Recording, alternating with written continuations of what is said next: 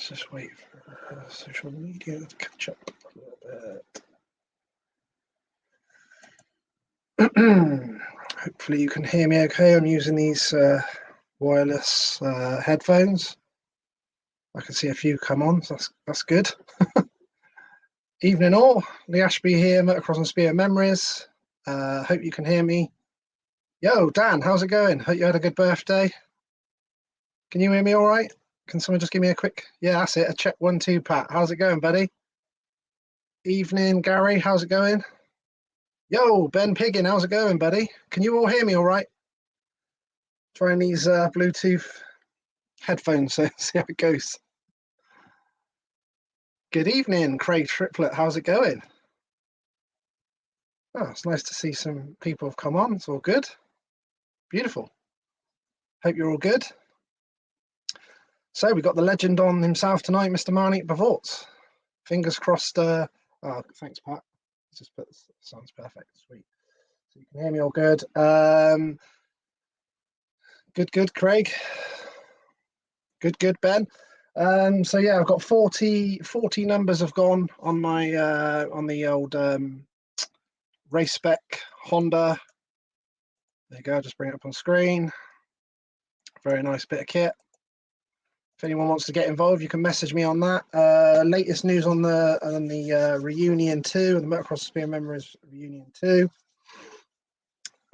360 riders are booked in, which is amazing. Really appreciate everyone getting involved. I've basically just got a few places left in the modern MX1 and the modern MX2. So if anyone wants to get hold of me, plus I can put reserves on some other groups. I've already done a few reserves into some groups for some changes, so it's all good. Yo, Andrew Simpson, thank you very much. Highly all good, right, good. So hopefully Marnicq's paid the Wi-Fi bill and all that. Hopefully mine does too. Should I even ask who Warren is, Bazza? Hi, Warren. I'm not sure who that is, but basically anyone on Facebook, I thought I'd say that now. That when you register your namelet, if you come in on YouTube like Ben, doesn't matter, but on Facebook, there's a link on the post before you come in. If you click on that, it basically gives permission to use your Facebook ID, your name basically, in your profile like that, so you come up. Otherwise, you end up coming up like that. Whoever put that is. Good evening, whoever that is. But there, so basically,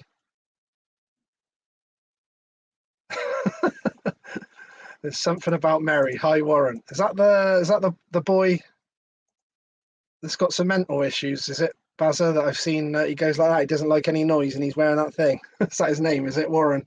And something about Mary film. Cheers for that. So yeah, you click on that link. I don't know if Lainey Lou's about, and she can put that link in the comments for us. I'm not sure. She might be able to. Yo, Mr. Davis, how's it going, buddy? Hope you're good. They're not that massive. These are small ones. Right, hope you're good. Right. So let's get my email sent off to the man. And right, let's just double check that I've sent that to the man. Still freaks me out speaking to these stars. Hello, John, the Pancake Pod. Look forward to being there with the other food traders. Yes, John, loving the Pancake Pod that we got coming to the reunion. I'll be there with the Pancake Pod, 100%. That's good, Wayne. But yeah, can't wait for the reunion. We've got the caterers sorted out big time for this one, so really good. There you go, my missus. I think that's my missus, who hasn't even registered herself. Has put the link in the comments. So if anyone wants to go on that, it's on Facebook. You can click on that, and then you can see like John's profile there. But yes, looking forward to the reunion. And oh yes, I am still talking to Marnicq, and I haven't started yet. Yeah, I've sent him the link. Hopefully he'll be in a minute, and then I'll start the video. Oh, Lainey has now registered. There she is. There's the missus. You click on that link, whoever that is, you can click on that link, then that'll register your name so I can see who I'm talking to. Just need to do that with Facebook. You know, all these things about privacy and all that stuff. This day and age, you've got to press on everything and all that sort of stuff. So I've got me video ready to go to introduce. Got plenty of pictures of the man himself as well. So that's good. Got loads of questions in front of me. Hopefully you guys want to ask your own questions live as well in the comments. Happy to go with your questions over my own. I'm sure you'll cover most of them for you guys that have come in on anyway. But it's all about getting the fans involved with these legends. So happy to quote your questions directly from the comments, and I'll put them up on screen just like that. There you go, yo Wayne, and then say to Marnicq what the question is. Oh, I've actually got that written down, Darren. Good question. Ask him if he ever regretted turning down a ride. I've got a question somewhere in my thing saying something like, do you have any regrets of any teams or any rides you wish you hadn't have took or you had a took? So I've got that down as well, Darren, but happy to quote you with that 100%. Right, let me just message yo, there's the man. Hang on, I'll get me underneath me. Yo, Mr. Han, there he is. Where are we?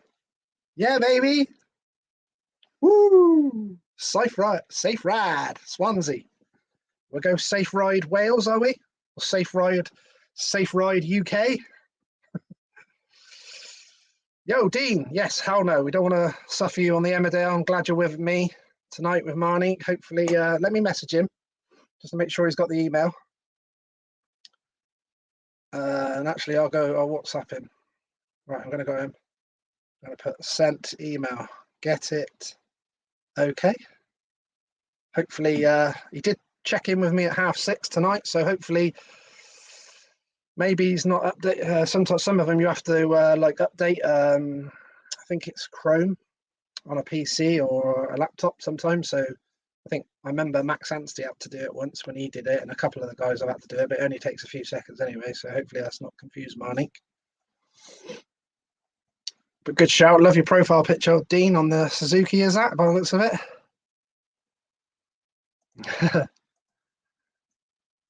We can quote that, Darren, so you can write it down again. Whoever wrote that, that's cool.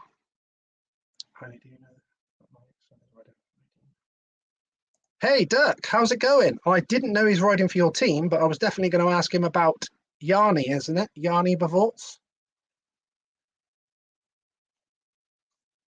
If you can, Dirk, in the comments, someone's put the link. My missus has put the link there. Look, if you click on that link in the comments, then I'll be able to see your profile and your name.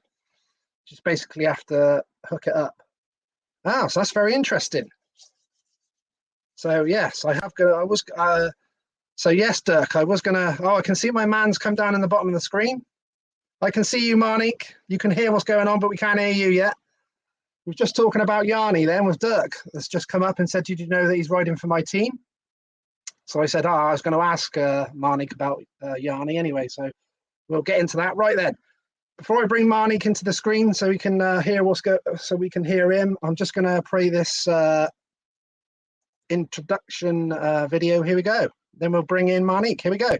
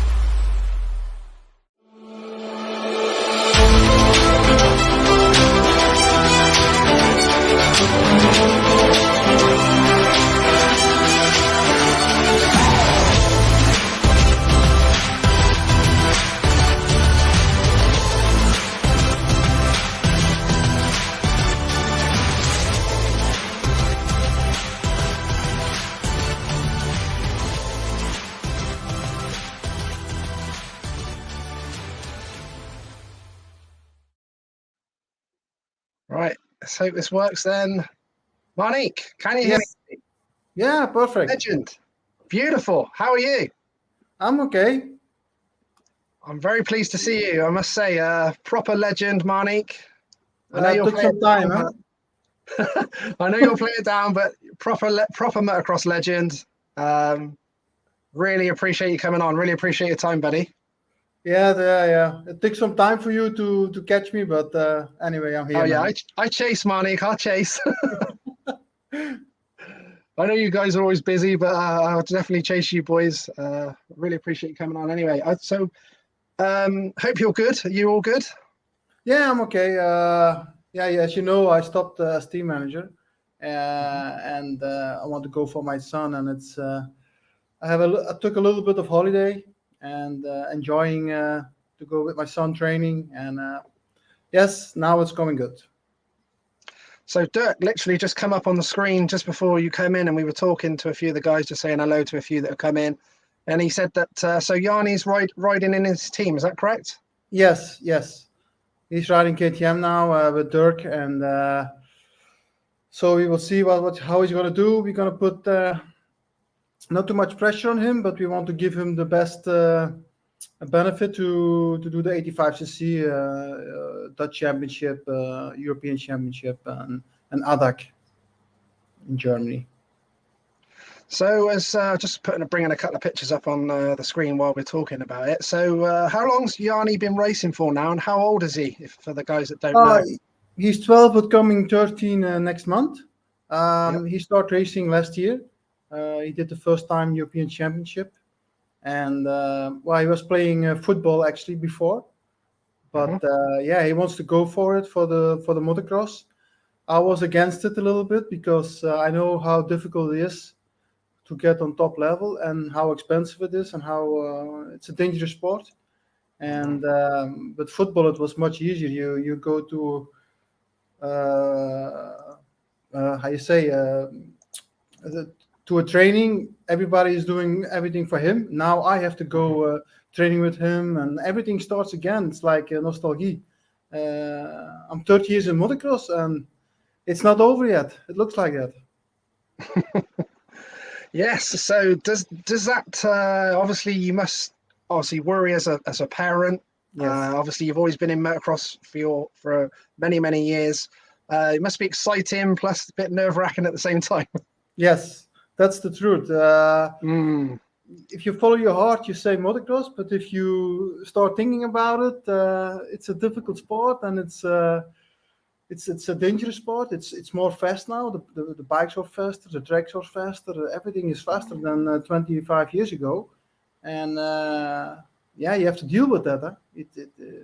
Injuries is there. Huh? It can be happening every day. So you were doing the team managing for Yamaha. Did you enjoy that role? How many years did you actually do that in the end? I did it 10 years now. 10 years. We started the European Championship. It was a little bit with Hans Corvus. It was a little bit like, okay, they want to give me my opinion to help them to get up a higher level.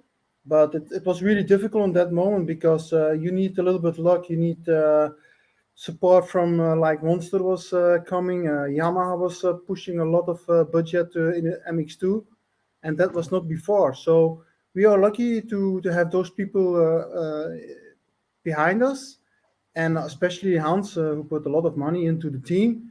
And we try to get the best structure, the best mechanics we can have, trainers.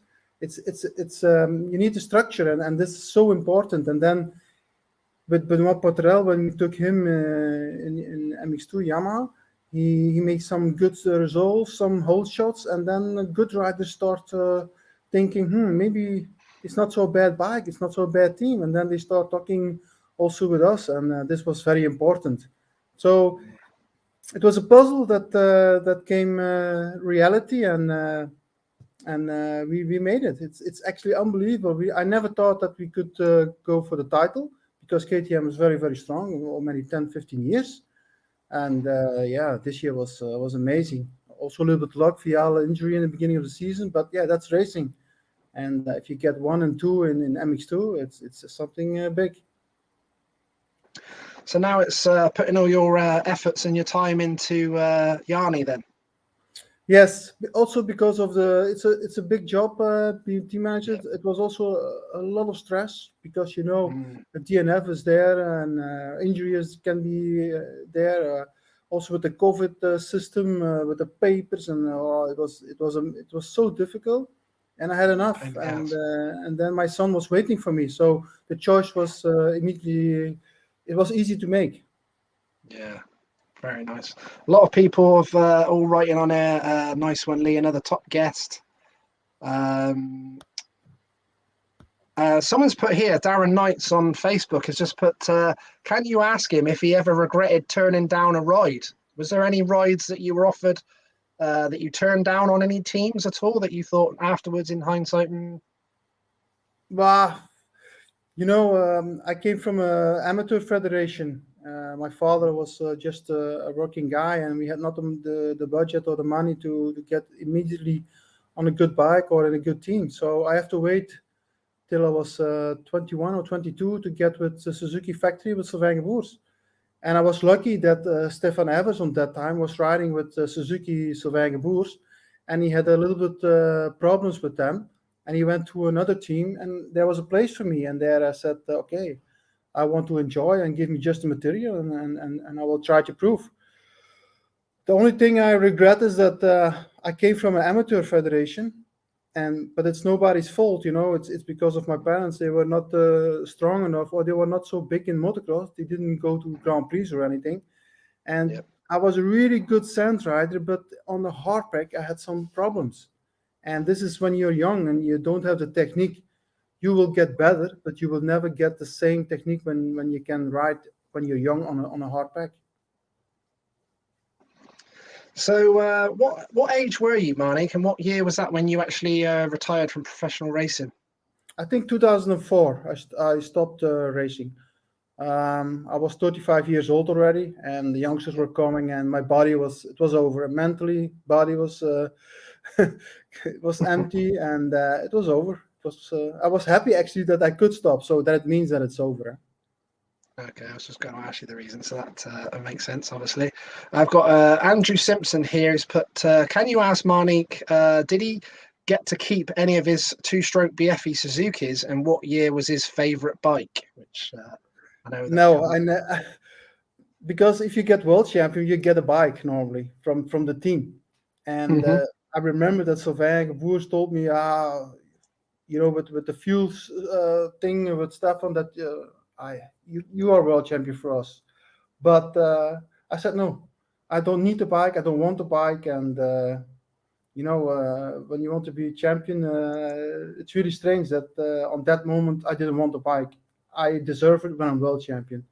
And now I regret that I never took the bike, because if I see sometimes now everywhere seeing the bike, it's so nice. Like this now, oh man, yeah, it's lovely, isn't it? Yeah, I've seen a few of these about. I don't know if they're obviously probably replicas and things of your bike, but I've seen a few about, where people have been coming to the UK for the Farley thing, and now it's going to Fox Hill, the Vets thing this year. Yeah, but because a lot of the guys. Yeah, a lot of guys ask me also via Facebook or Messenger that do you have a race shirt or clothing, race gear? But I have nothing anymore. I have only one set of each rear, and I keep it for me. And got some nice pictures of your Suzuki days. Did you actually have a favorite bike, Marnicq, over your race career? My Suzuki 250 for sure. Yeah, it was the best bike on that time, and strong team with Sylvain Boers, and everything was fixed, and the bike was so good, and that was also my best years actually. Those 4 or 5 years with Suzuki were my best years of my career. I was going to ask you, what was the reason for the BMX there on the back of your race pants? I don't know anymore, but I think it's my name, Bervoets Marnicq Motocross or something like that. Right, okay, I'm with you now. Yeah. I saw it and thought, is he into his BMX? I was like, yeah, I don't know. I've seen a few different ones. I think you had just Suzuki there as well on there, but Suzuki and Smokey also, I think. Yes, I've seen one. because of the Was one that cigarettes. you might? Yeah, I think you might have. I see a nice picture there. Look, Yeah, we had a I think big crash there. that's Huh? DeWitt. Yeah, we had a big crash. Huh? Yeah. He jumped on me, and we both crashed in that GP. Crazy. That must have been a pretty Yeah. big one, that one. And it's funny because I saw Werner de Wit 2 days ago in London, and he sent me that Ah, did picture. Yeah, oh, did he? yeah.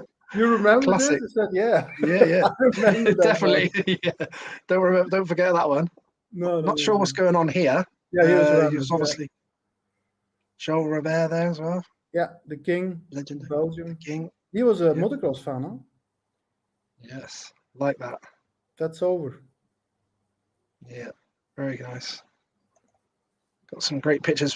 So those bikes were definitely the best bikes that you had. Obviously, they were did you get on well with Gabors as well? Yes. Very professional. Yeah.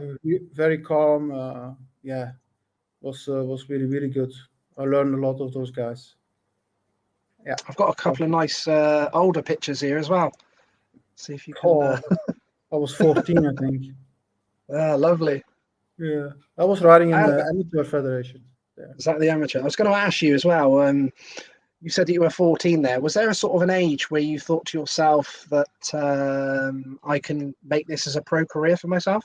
No, I was waiting, and then suddenly it's really strange. You go to the yeah, how you say, to the BMB, to the high level races when I was young, Yep. and Yamaha give me that opportunity when I was 15 years to go to the highest level in Belgium, and suddenly you winning races and you're in front of many good riders, and then like, oh, and especially in sand, I was really fast in sand tracks, and it goes automatically. You don't know what's happening, and you're just racing, and you're young, and but then when I went to the GPs the first year, we came on hard tracks. We go to France and England, and then it was a different story. Then it was on hardpack, and it was more difficult for me. You have to go to school. You could not train so much in the week, only one time in a bike. So it was no an opportunity to go to hardpack. So it took time, and yeah, school was the first thing at my parents that I have to do, because they say also in motocross we will not knowing what you're gonna do.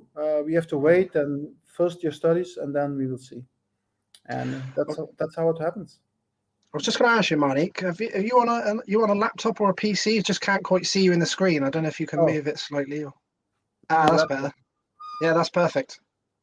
We can see you now. Yeah. Perfect.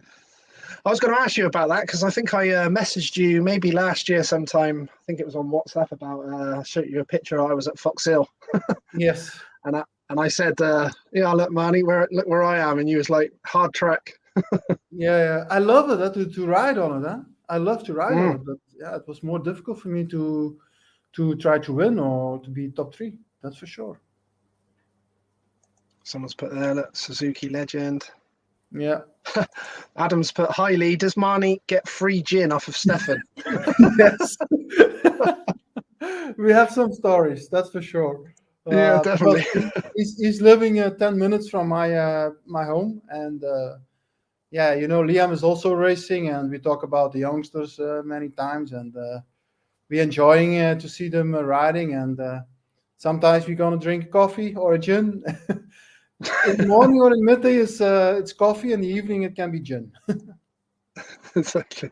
You two obviously had a great rivalry over the years. You two were literally like glue, first and second for many years. It was going back either way. You were very close many times. Was that obviously frustrating for you to not just get that? You had a little bit of bad luck here and there as well. Yes, for sure. It's still a pain in the ass for me, actually. Yeah. Because every time they are talking about that, every time if I visit somebody, or you are Marnicq, you the guy with who was always second, the polydor of the motocross, and all those things, and it's funny sometimes, but sometimes I had enough of it. Yeah, I get what you're saying. It's frustrating, but it's still you had an amazing career You had many seconds, and I think you had the third as well, didn't you, in the 500 championship as well? Yes, for sure. It's really good, huh? But if you're so close to win a championship, it's really frustrated. I can tell you. It's better to be 3 or 4, and then you know there are 2 riders in front of you. It's never possible to be champion. But if you're so close with 1 time 7 and 1 time 12 points difference, and if you know all the stories about the fuel problems and this and that, and then also I had few DNFs and things like that, you're thinking, oh, if I didn't have this and that, but yeah, that's life. Huh? Yeah, you had a great career. Still now. I got a nice one here. Oh, then I was 15 years, yeah.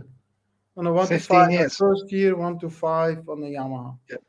Wow. Unbelievable. It's proper old school, that one as well. That helmet. Look, the helmet, yeah. I know. Whew. Nice. Is this right? Is that she? Yeah, this was with Kawasaki. I was 18 or 19, I think. I think that year I was winning my first Grand Prix in my career. I think. Just about to ask you, can you remember your first Grand Prix and where it was?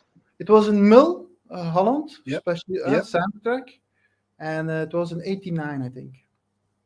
How did you get on? I had a lot of problems with arm pump, and I had an operation. Yep. I was the first one. I was a rabbit. I was the first one who get those operation. Yeah. And it worked perfect for me, and it gave me so much oxygen. And I remember that I was operated, and 2 weeks later was the Grand Prix in Holland, Mil, without training a bike, with the stitches in. I go riding and I win the GP. It was crazy. It was crazy. So you were the first guy that sort of had those, because a lot of guys have had them since, haven't they? That's for sure. Yes. Now they know how to do it, but I was one of the first, and I think they operated me like 7-8 times. Yeah. But now I have a little bit problems with my arms and my fingers. Some tendonitis who are growing to each other, and some muscles don't get the blood like it has to be, and But on that moment, if you're young, you do everything to win. Huh? Yeah. You don't care about those things. No, you just crack on with it. Do you ride at all now? Have you got any bikes that you ride at all? No, nothing. Because the last time I was a bad operation on my left arm, and it never came good anymore.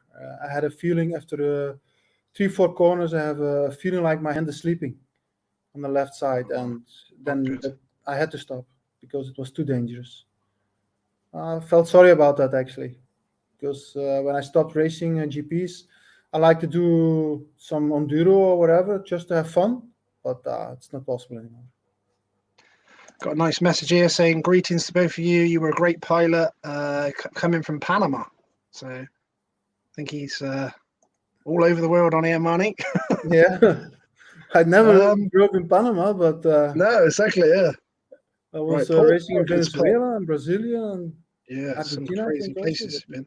What was that like racing in? So some of the sort of humidity and stuff in some of them places that you just mentioned were crazy, wasn't it? This was crazy. Venezuela was really crazy. And if you see how we were sitting there, like in where the chickens are sitting, 35 degrees, just water and a little bit food, not food like you have to have. Yeah. And then 40 minutes and 2 laps. It was 20 minutes racing and 20 minutes to survive, to finish the race. Crazy, wasn't it? It was absolutely mental. Paul Thorogood is, but can I ask what he thought of the conventional forks on the RM, considering McGrath went back to the upside downs? I remember that we have to test from Suzuki the conventional forks, and it felt better on some jumps. But the problem was that when there are ruts and you have to go into the corner, you know, the conventionals are longer and they're hitting the ground in the ruts. And that's why they went back to upside down. Right, I see. Makes sense. Interesting.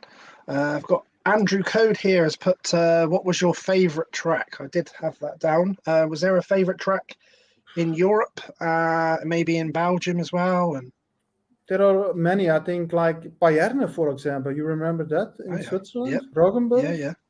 in Very nice. Switzerland. Oh my God, so natural. Yeah, Fox Hill also, Natural. Yeah. actually. Fox Hill Oh, really like. was a really nice track, huh? I just couldn't win there, but for the rest it was good.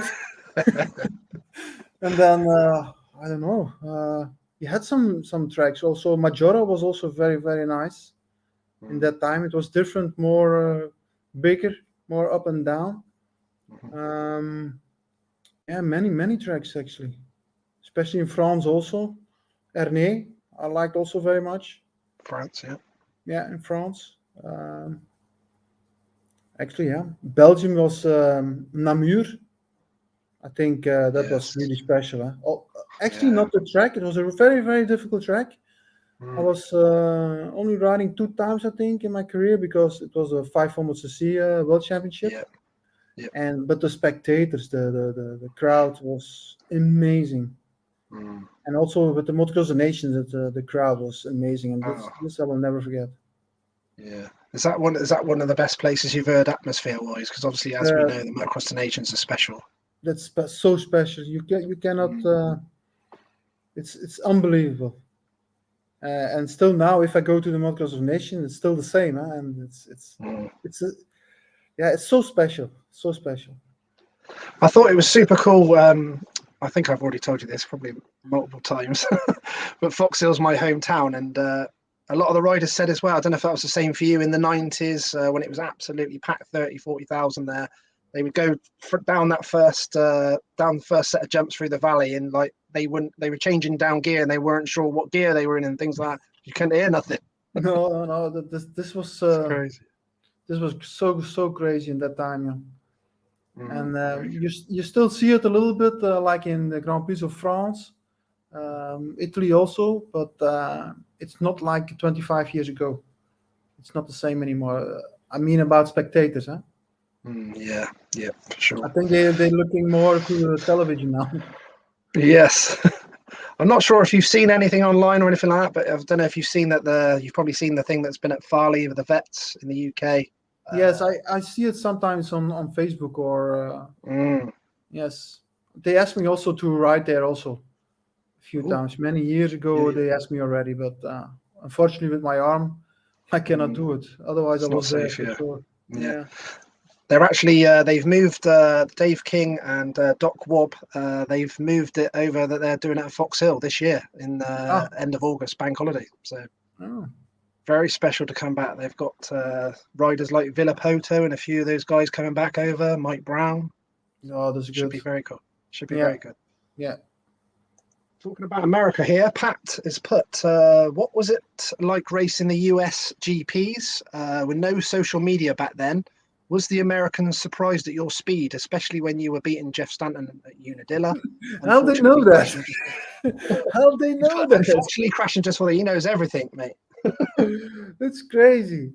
Oh, Because I remember that Trampke came to me, why you crashed in the last corner? I said I was so nervous. The people were so loud, and I thought he was just behind me, but it's still 25 meters. And yeah, I crashed front away, and I didn't win the GP, and Jeff Stanton still won it. But it was so amazing, and it was also a track for me. It was so rough, up and yeah, down, hot, humidity.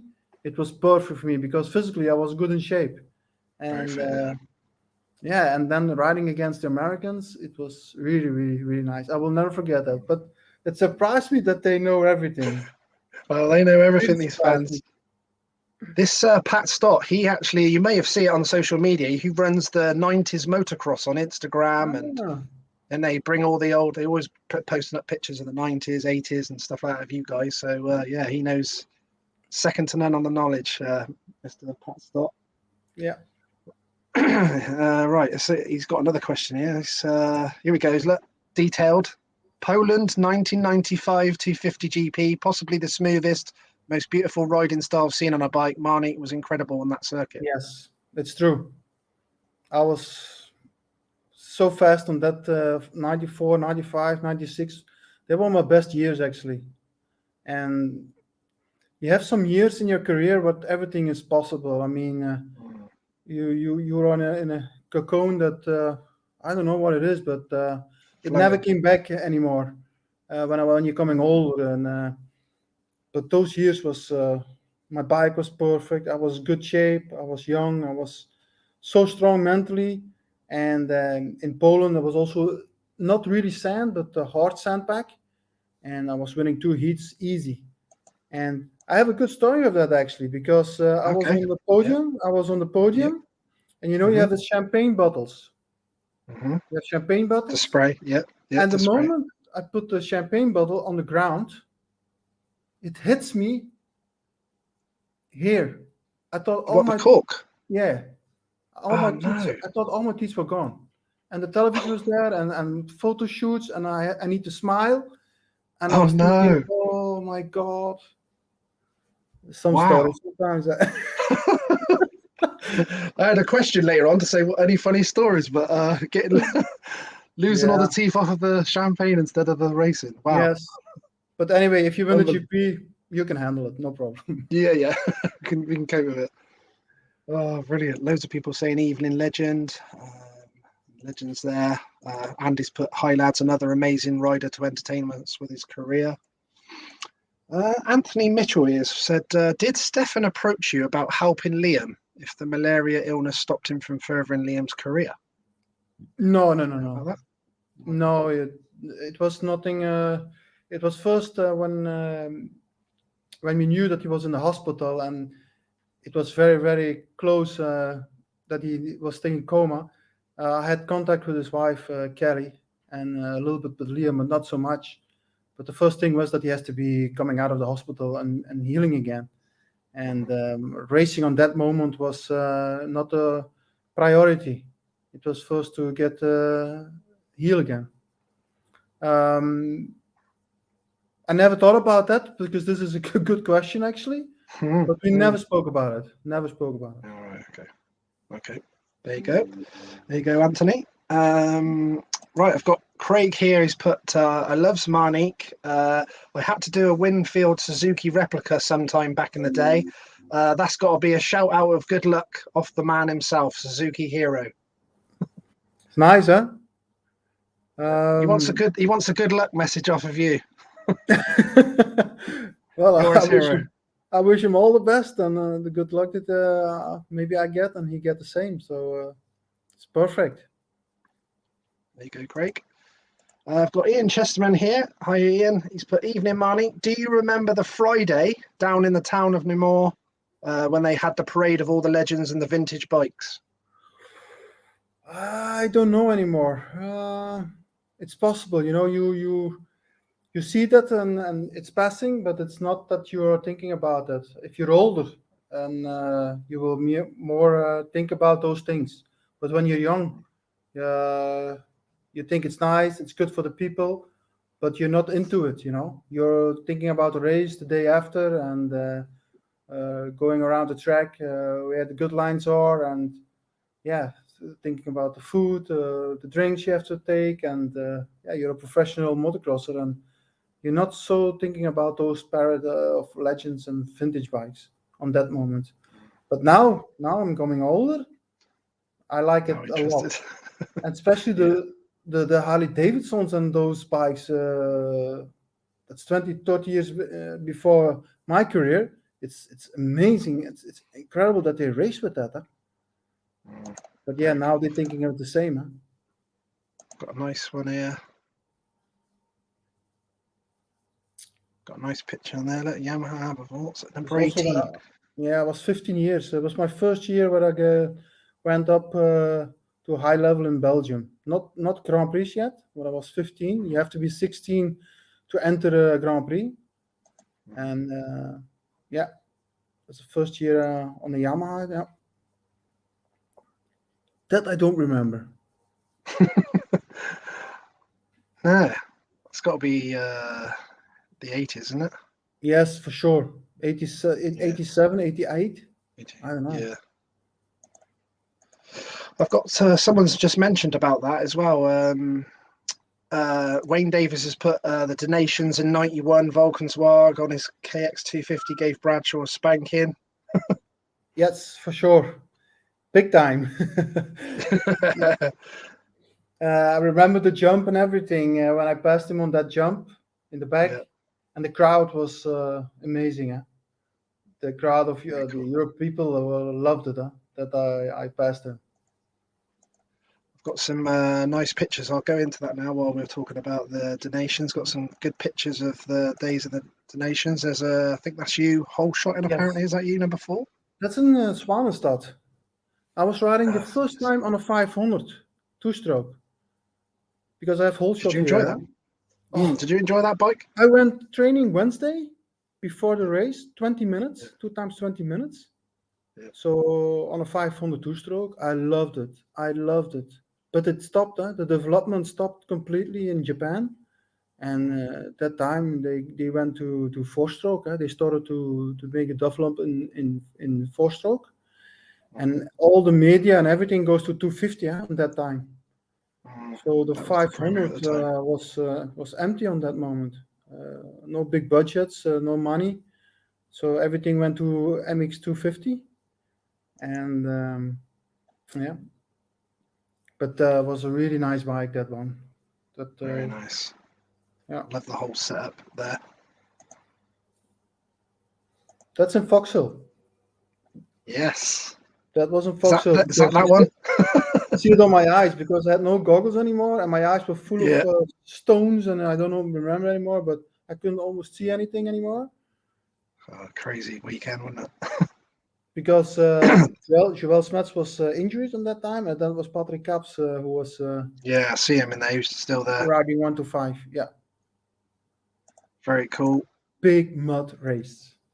Just slightly state of it, wasn't it? Terrible. I remember the last uphill. My eyes were closed. I couldn't see anything anymore. Just opened the throttle, and I hoped I was arriving on the top, and that I hit nobody. Yeah.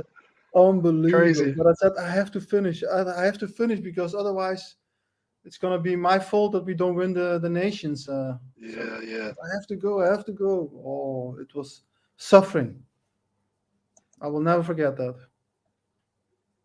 Nice one. That's also nations. That was my first year in, I think, 89. And I was riding actually 250, but this is a 1 to 5 Kawasaki. And Peter Drich was normally have a selection to go to the nations, and he had an injury 1 week before, Geldorf, and then I took his place.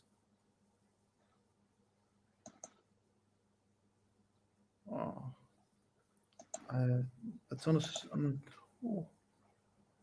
there's also the nations, but yes, is that the one at Volkswagen? I think so. Yes. Yeah, it looks like the sand, doesn't it?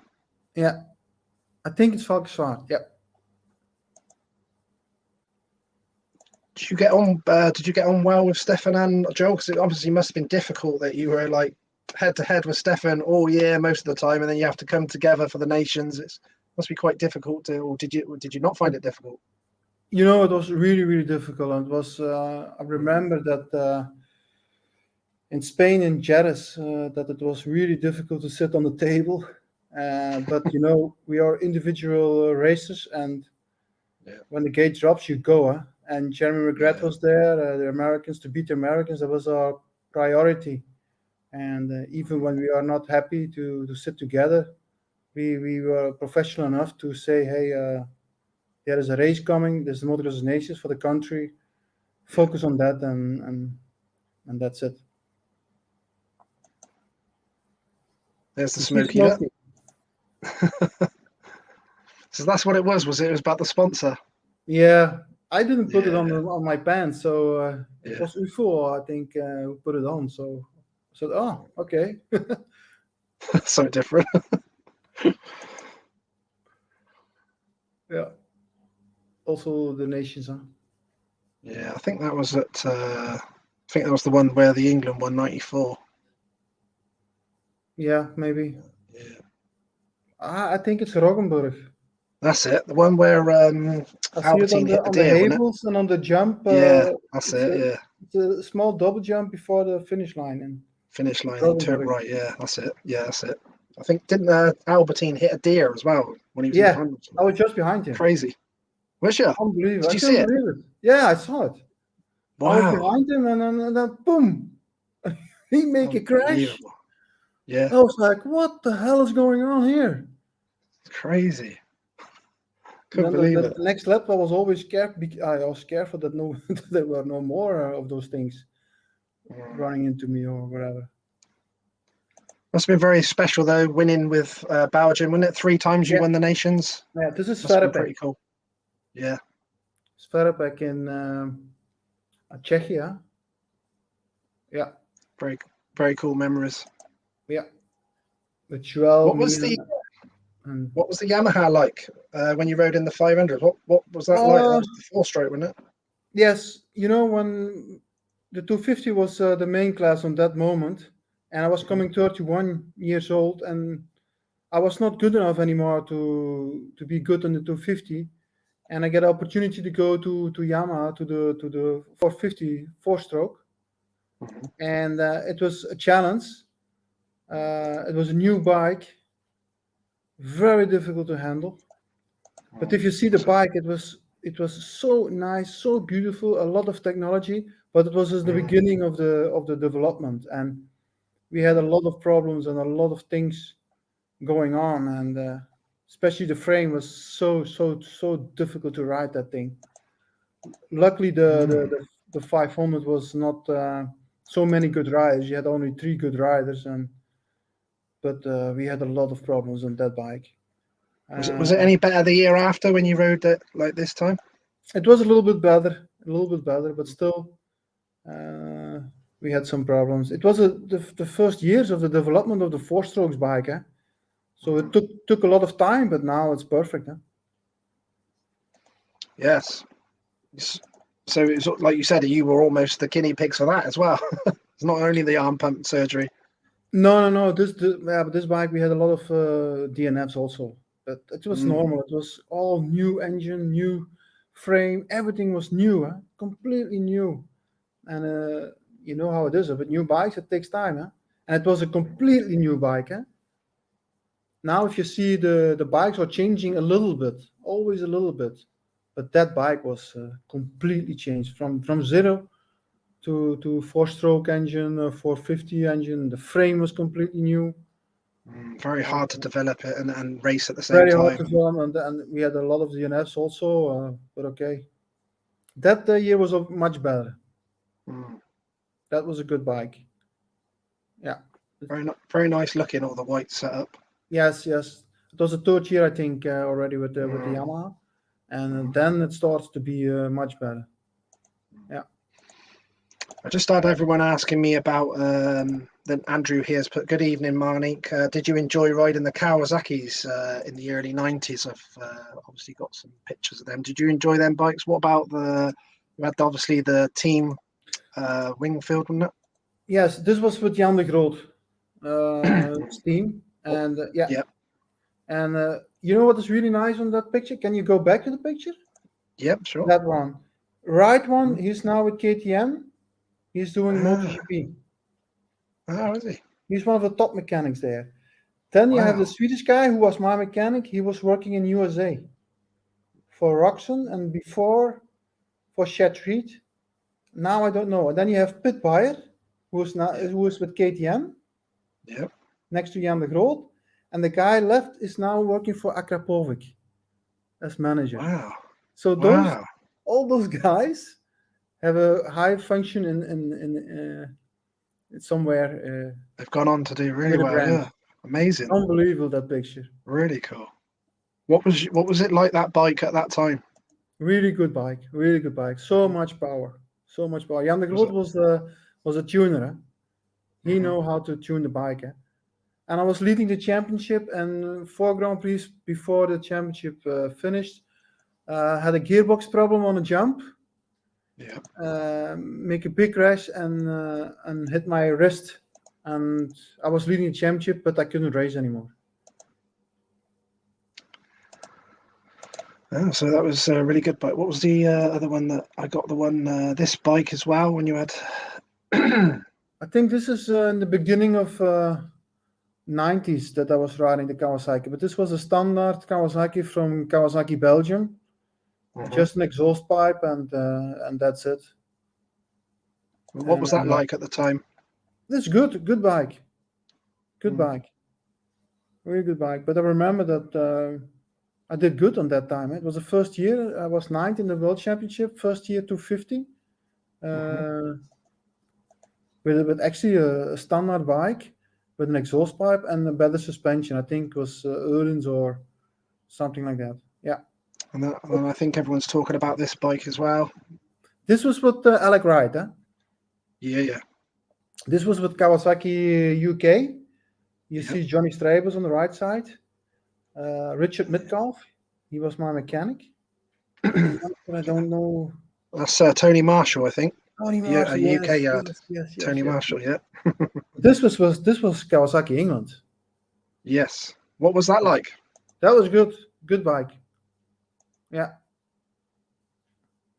Really good people also. Very nice. And I lived in England. You lived in England as well, did you? Yes. I was living to the west, London to the west. Yeah.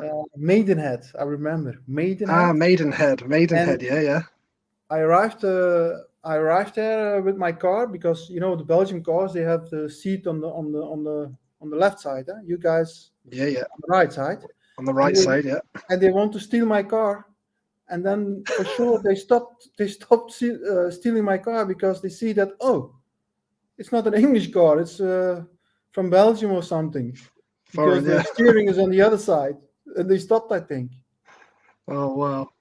First night was in England. Yeah. Wow. First night. In my house. They want to steal my car. Unbelievable. Jesus. Classic. Mark put a defo a great of the sport. I've got another Mark here. Mark Davis has put, what does Marnicq think of the young British riders, Ben Watson and Conrad Muse, doing his own thing this year? Apparently, we said. Yeah, what is he doing now, Conrad Muse? Yeah, I think he's being supported by KTM, Marnicq, but I don't think he's got a team as such at the minute. I think he's one of the biggest talent England has. And if you see him riding the technique, he has everything. But I don't know his story. I don't know his private way of training and everything. So I never worked with him. But I see that he has a lot of potential. And I don't know why he's not coming to the top level. Because some races he was in front. And even almost winning. But then you go to private teams. It's becoming more difficult. And now I don't know what's going on. Not sure. I know he's trying to get some more back in. I know I think he's still got the bikes from KTM, but not an official team at such at the minute. So it's obviously going to be difficult. Yes, and you have to put a lot of effort in it. Like Ben, he's coming to Belgium. He's living in Belgium. He has a trainer in Belgium. You have to put a lot of effort into the sport. With Ben, I worked many years with him. Very, very nice guy. Too nice to be a sportman. But I told him, if you don't do it in motocross, you're going to do it in the other world. But he has a lot of talent, good sand rider. Give him some time in the 450. I'm so happy that he had a ride with Kawasaki, because MXGP is really, really difficult to get a seat. So you need a factory team and to be on top level. So he has another chance to do it, and I hope, fingers crossed, that he can do it, because I believe really, really hard in him. Just he need to be more a pain in the ass. How you say that? To be more not a gentleman. Motocross is, you don't need to be a gentleman in the races. You need to show more aggression, maybe. Yeah. Yes, and believe in himself. Bit more aggression. Yeah. Yes. Very talented rider. Sure. Hopefully he does well. He's got a nice bike now and a good team again, so hopefully he'll do well.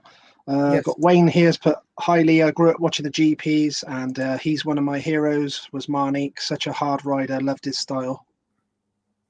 A lot of fans on Marnicq. Yeah, it's so strange. I thought they forget me, but yeah, Looks like Pat's got some proper detailed questioning. He's put, I hate to ask this question, but what actually happened at the final round in '96? Was it because a spectator helped you or the bike? They deducted points that cost Marnicq the title. yes. I was on that race in France. It was Ivandik. I was in third position. It was quite dusty, and I missed a jump, and I crashed. And I go to my bike, and somebody had my bike on the fence, and I pushed him away because I know they cannot help me. So I pushed him away. So I think I did a good reaction. But Dave Grant, he was the manager of Stefan Everts on that time.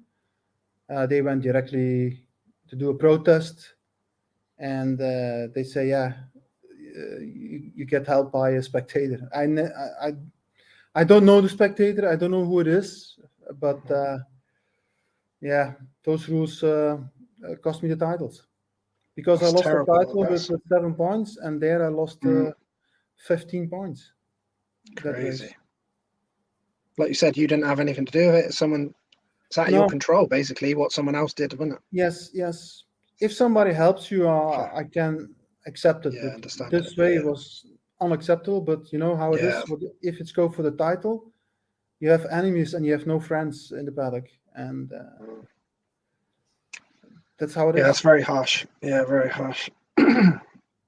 What a rider! What a great rider! Loved watching Marnicq in the '90s. Thoughts on the 2022 MX2 and MXGP season? Sure, sure. I will still follow it, for sure. But for the moment, I don't miss it.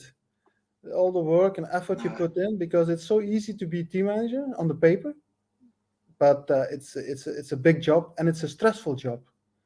You have 12 people working for you, and you have to find the good people. They understand motocross. They understand technical wise how everything works. Professional guys, and it takes time. It takes for me 10 years to get the right people, the right structure, to make a good team, to support the riders.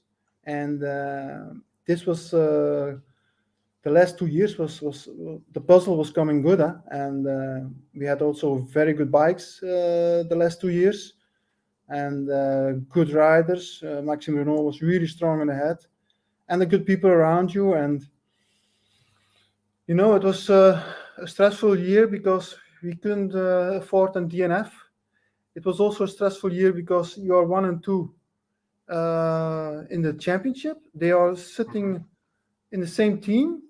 One is coming world champion and another one is coming second. It's good, but he's disappointed. You have to deal with that. He's really disappointed because he's second, and it was a Belgian rider, yeah, he is. So it was really, really hard to manage. That's for sure. I've got Dan Merrifield here. He's put, who was your toughest English rider you raced against, and who's your money on to win the MXGP this year? 2 parts. I put, is it the MX2 to winning the MXGP class? Yeah. A difficult one, huh? There are 4 or 5 guys, huh? I think now Romain Favre, he will be out for the first races. So, yeah, it will be between Herlings, Kaiser again. They are so strong mentally. The young kid, I don't know if he's ready for doing the whole season on high level. I forgot his name, 61. Prado. Oh, Prado, yeah. Yeah, Prado, he will be there also. I think it's going to be Geyser this year. Okay, interesting. I think it's and going so he said earlier, who was the toughest English rider you raced against? Who would you say? There was quite a few guys. What was that? Nickel, Herring. For me, Kurt Nickel. He was an older guy for me then. In my time, he was one of the oldest. Coming from the 500 GPs back to the 250 on a Honda. And yeah, he didn't like the youngsters coming up. No, he didn't. He was special, No. but He was 100% correct. What he say is the truth, and that I liked from him. Very honest guy, yeah. Pretty honest, straight to earth guy. Can you remember, like, you must have obviously raced Rob Herring quite a lot. He used to show flashes of brilliance, speed, but just not the consistency. He was when he was young. I thought he was a potential top 3 rider in the World Championship. He had the technique, he had the style, he had everything. But it's so difficult to say from somebody else bad things or something, because you don't know exactly what went wrong. But when I see him riding, he was so technical wise, one of the best riders in the paddock. But something was missing, and I think it was more physically and training a lot. The hardest thing of motocross is you can win 1-2 GPs. That's actually easy if you're talented. Yeah, it's never easy. But to be from 1st January till 31 December, be strong mentally, physically, no injuries, or if you have small injuries, to deal with it, to get focus on the races. This is the hardest thing. And now, especially with the 20 GPs, in my time it was 13 GPs. Now 20. So one injury can fuck up the season. Yeah, you have to be the full package, basically, don't you? Full package is so important. I was not the most talented rider in the paddock, especially not on hardpack, but I was a really hard worker, and I wanted it so badly. But that was my time. Because you were obviously, Marnicq, you were obviously known as like a sand specialist, but you certainly did won a lot of GPs on hardpack. You certainly got used to it and flew on them as well, for sure. Yes, because the problem was that I had to go to school till 18 years old, so I couldn't go many times to France or wherever to go on hardpack. And then 1 year army, we have to go to the army. I cannot imagine that anymore. So I was 19 years old, and then I'm becoming professional rider. And then it takes a few years to set up the bike on a hardpack, to get used to the hardpack races. And if you have talent, it will come. But yeah, I was 24, 25 years old when everything came together. And it was a little bit late for me. But anyway, that's what I try to avoid and to get my son now already on hardpacks in holidays. And so he learned it. Yes, so it's very important. Yeah, and that's why I suppose a lot of the guys like your Ben Watsons and stuff, they all go over to Belgium, so they make sure they get in the sand. Yes. And get used to that, become very good riders in the sand. Big thing. Yes, for sure. Interesting question. Someone, no name on it, but they put, who is Marnicq's favourite Belgium cyclist? Oh, Belgium. Yeah, for the moment it's Wout van Aert. Wout van Aert is amazing, but Van der Poel, a Dutch guy, they are doing things. I never thought this was possible, because if you see many years with Eddy Merckx, the Belgium, he was on high level. He could win many things, but then it came more professional, and they say, we're gonna prepare ourselves for the first season. Then there are other guys for the Giro, and then other guys for the Tour de France. But now Wout van Aert and Van der Poel, they go cyclocross in the dirt in the wintertime. They go to the first races like Ronde van Vlaanderen, and they can win there. And they go to Tour de France, and they can win there also. If it's crazy. It's proper crazy. all-rounders now, Because everything is so professional now, and they can almost do it the whole season on a high level. Then you need to be strong, very strong. Very fit guys, aren't they? What riders did you idolize when you were young, Marnicq? Was it specifically Belgian riders or any riders in Europe? Did you idolize motocross riders when you were a youngster? No, nobody. It's so strange. Nobody. I have never thinking about an idol or something. It's so strange. That's why I never understood when kids coming to me with a poster and I have to sign it. Yeah. I'm thinking, what you're going to do with that poster? It's just a poster. And then later on, I realize Many people like that, you know. Yes. But I never had an idol, never. And then, of course, if I go to the Belgium races and I was young, I was 16 years old, and I see an Erik Boers or a Dave Torp. Dave Torp, for me, the style, wow, unbelievable. I looked at them and I tried to learn from them when they were racing in Belgium, and I was riding with the lower class, but never an idol. So strange. I'm sorry. That's So all strange. right. That's all right. Do you because you weren't really brought up around it, sort of around the bike and the racing and stuff like that, so you didn't really weren't involved to a degree. No, not really. Yeah, that's a big thing about it, wasn't it? Yeah. For sure. Now it's all photos, isn't it, Marnicq? If I was to see you at a track, I'd come running over and I'd want a photo and an autograph and everything. Yeah, now you have to be Selfie careful. and all that, you know. Yeah. 100%. Dean Harris here put, did Marnicq have any incidents where he was racing where he thought it was really lucky to walk away from? Yes, Vauxhall. Was it? Yeah, in Vauxhall it was. We had problems with the spring of the gearbox from 3 to 4. Sometimes it went out, so you shift, open throttle, and it goes out in neutral. And it was in Vauxhall on a big jump. I go from 3 to 4, and just before the finish line, and it goes in neutral, and the bike was gone, and I was in the air, like I don't know how long. I was, oh, this is not coming good. So I put my muscles on, try to crash as good as possible, and actually I had only a foot injury, but not so bad actually. Not so bad. Got I away was with that one. Got away really with that lucky one. with that one. Really lucky with that one. There's Dave King. He's just come up. Like he's doing the big meeting at Foxhill this year. He's done all the vets at Farley. Look, he just put, what did Marnicq think of Foxhill? I said we sort of discussed it a bit earlier, but what did you think when you first went there? Big hills. Big hills, really nice track. I liked it very much, but I was not fast enough on that track, unfortunately, and that makes it a little bit. You don't like it so much if you're not fast, huh? No.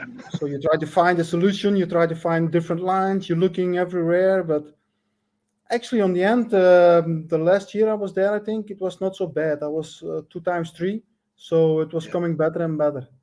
But it was a natural track, so beautiful with the spectators. I wish those times come back, and those tracks. Anders there's just put, do you remember riding 125 GP 125 1988 on a Yamaha in Severapec? Lee, you have the photos in your messenger. Let's have a look at this. I'm not sure what he's saying about here. I don't know if you can see these. He's put some pictures in black and white here. 88. Yeah, it looks like he said if he remembers the year, GP 125 1988 in Severapec, Czech. He was behind me to the left, you see. Right, I see. Because I think that's the guy. That's the guy who's just sent it to me. That's him in the white t-shirt. Okay. He said, like, it's not me, huh? He said it's just behind. Okay. Thanks for that. Anyway. You're welcome. This is Pat's my son here. He's following also. Hey, how's it going? Hello, good. And you? Yeah, good. Thank you. We're going to be following your career for sure. Okay. We'll have an interview with you soon. They got an interview with me. Okay. That's live. You'll be like a legend like your dad. There you go. Oh, it's cool to meet you, Annie. That's cool. Yeah. Hopefully, we'll definitely be following his career for sure. We will see. Pat's just put, hopefully, best of luck to him as well. Does Marnicq follow any other sports? Just in general, watching on TV during his free time? If he wasn't a motocross rider, also, what would he have done instead? I was a football player when I was young. Nice. Yeah, I played football till I was 14 years old. And then I have to choose between motocross and football because It was not possible anymore to do both together. Yep.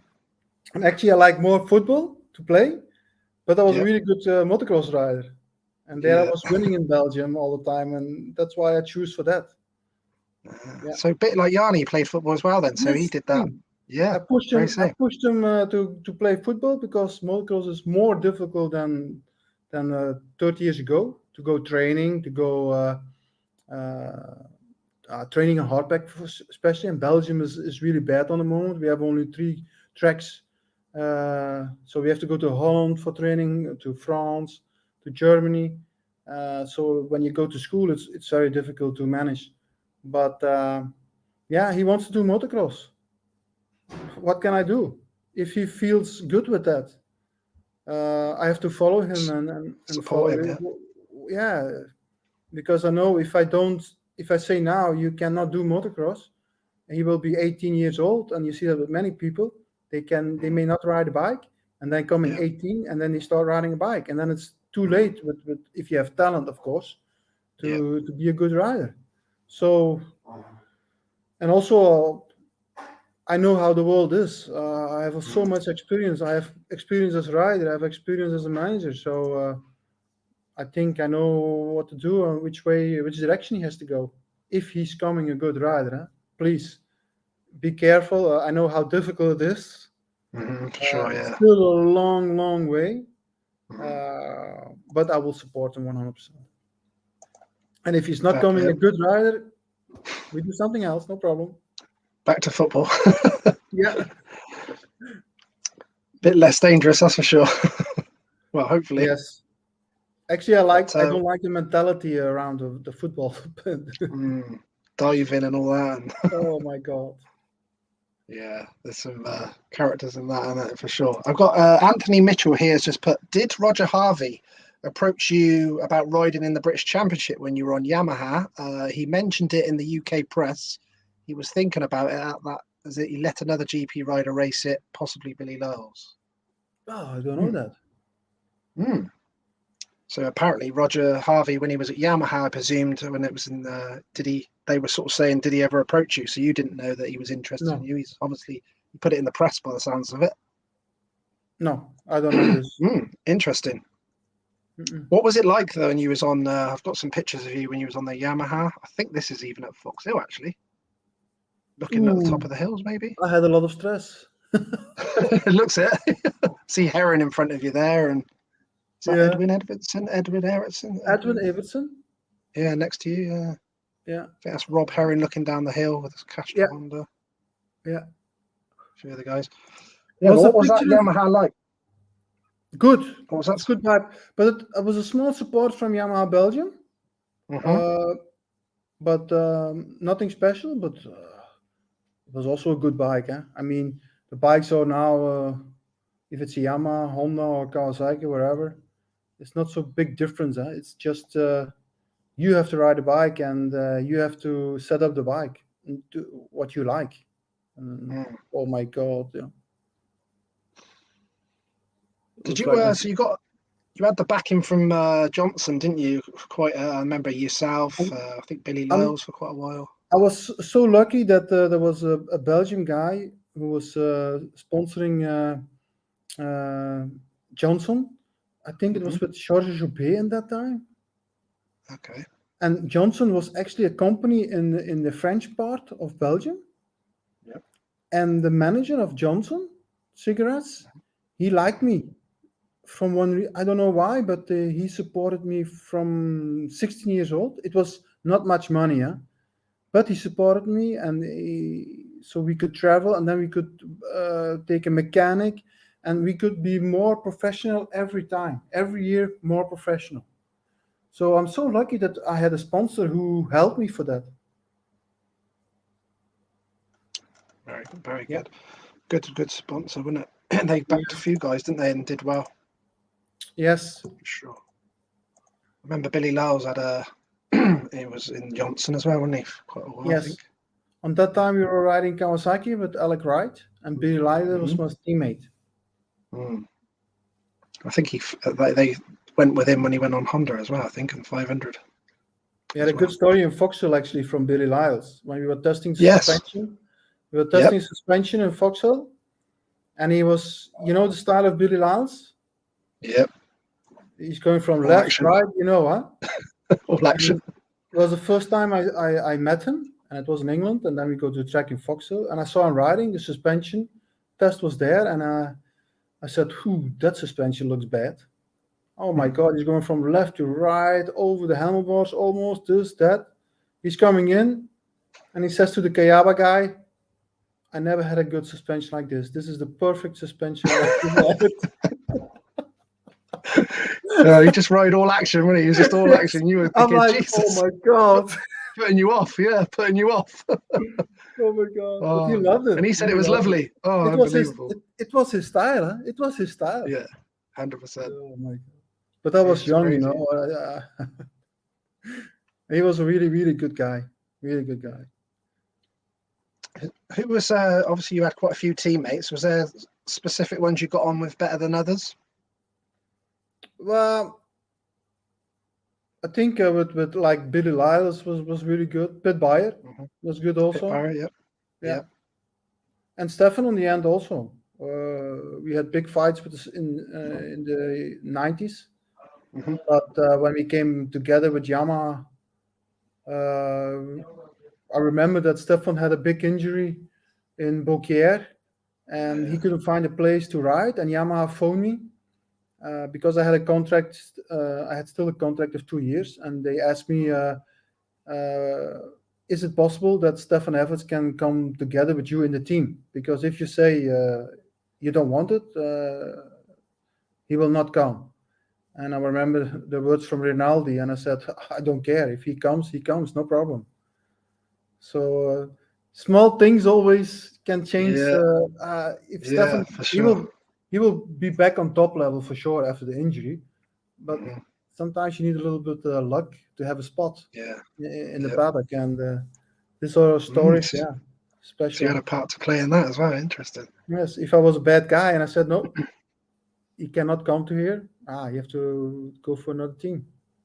Where some guys might have after all the years of the 90s, like you said. Yes. But yeah. You had a good relationship from that part on, and obviously after as well, obviously with stuff. It's still how you say, as a sportman, it's still hurting and doing strange things to yourself that if you see him, because he's the one who took me the titles. But as a human being, you know, you have to go on. Huh? If I can go with Liam, his son, I have a good relationship with him. He's a very, very nice guy, and he had a good relationship with my son. So you have to get over it, and life goes on. Huh? Yeah, 100%. Good way of looking at it. Ian Chesterman has put, what was the picture in the background, Marnicq?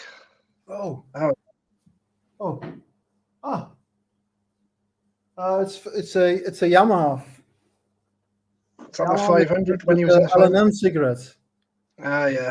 What number? Oh, there's no number on. Was that the year you were number 3, maybe? It's possible, yes. Yeah. Yes. Because you were third of the year before, wasn't it? Because we could. He's also put. Go on, carry on. We could put the sponsors on the side panel also. Yeah. No the number L&M on the side panel. Yeah. Yeah. It's good. It was good coverage for the sponsors as well, wasn't it, to be able to do that? Yes.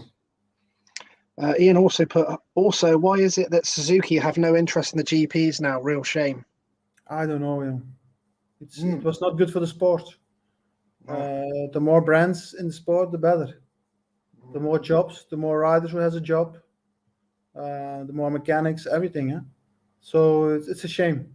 I feel very sorry about that, especially with Suzuki. Suzuki is a brand in motocross. I don't know what went wrong. The only thing I know is that they put all the budget to MotoGP, and they won that year, 2 years ago or something, championship. Anders put, you were strong like Carla. Yeah, Kalkfist, yes. Yes. Proper legend. Yeah. Nicky and Mark Young here. Did Marnicq ever indulge in the engine builds on his Suzukis? nose in the engine. No. Was you ever interested in the mechanical side of things at all, Marnicq, or did you just let them guys crack on with that? Like No, me. I was. No thanks. When you're young, you're not so interested. You're thinking, yeah, Nah. this is good, this is bad, this is good, this is bad. But when you're coming Yeah, older, especially as manager, you get yeah. into it and you're thinking more about that. And actually now, many times as a manager, I'm thinking, when I was young, I should be more interested in those things, because then you understand how it's working, how suspension is working, how the engine is working, how the exhaust pipe is working, the carburetor. And now it's not carburetor anymore. But actually, the youngsters should be more interested in those things, so they know how it works, and then they understand better when they go training or coming on a track. The suspension doing this because of that. I should do more when I was younger. I should be more involved in that. But yeah, if you're young, you know. Paul put, he signed my T-shirt at Nimes in '97. That's possible. That's very cool. Got Colin Thomas here. He was the old. How much did he sell his jumper for? Regards, Colin. I don't want any problems with the Belgium taxes, huh? He can buy one if at my place. I have good ones, Colin. For those of guys didn't know that Colin used to be like the Kawasaki mechanic and the GPs as well for like 40 Yes, he was with me with Kawasaki, yeah. And I have Marnicq still, as well. if I see him sometimes on the Grand Prix, and he's still coming sometimes to the GPs, and it's nice to see those guys. And his daughter is doing also a show jumper, huh? Yes, so I have also daughter, horses. I have also horses. Ah, right, okay. So you've got and that. That's why he's telling me this, because I had a horse this year who was 5th in the World Championship, 7 years old. Wow. Yes. And I sold this one to USA, and that's why he's telling me this. Well, Colin, I can say you this: I make more money with horses than motocross. Yeah. Typical way. Oh, imagine if you had some of them factory Suzukis right now. Jesus. Have you seen some of the prices that people pay for these bikes now? Not normal. Unbelievable. It's so unbelievable. Oh my God. 10 grand plus. Unbelievable. Unbelievable. And they told me, take one. I said, no. Yeah, no thanks. I'm not champion. I don't want it. Oh, wow. I don't want the seat number 2 plate in my house. Strange, huh? Yeah.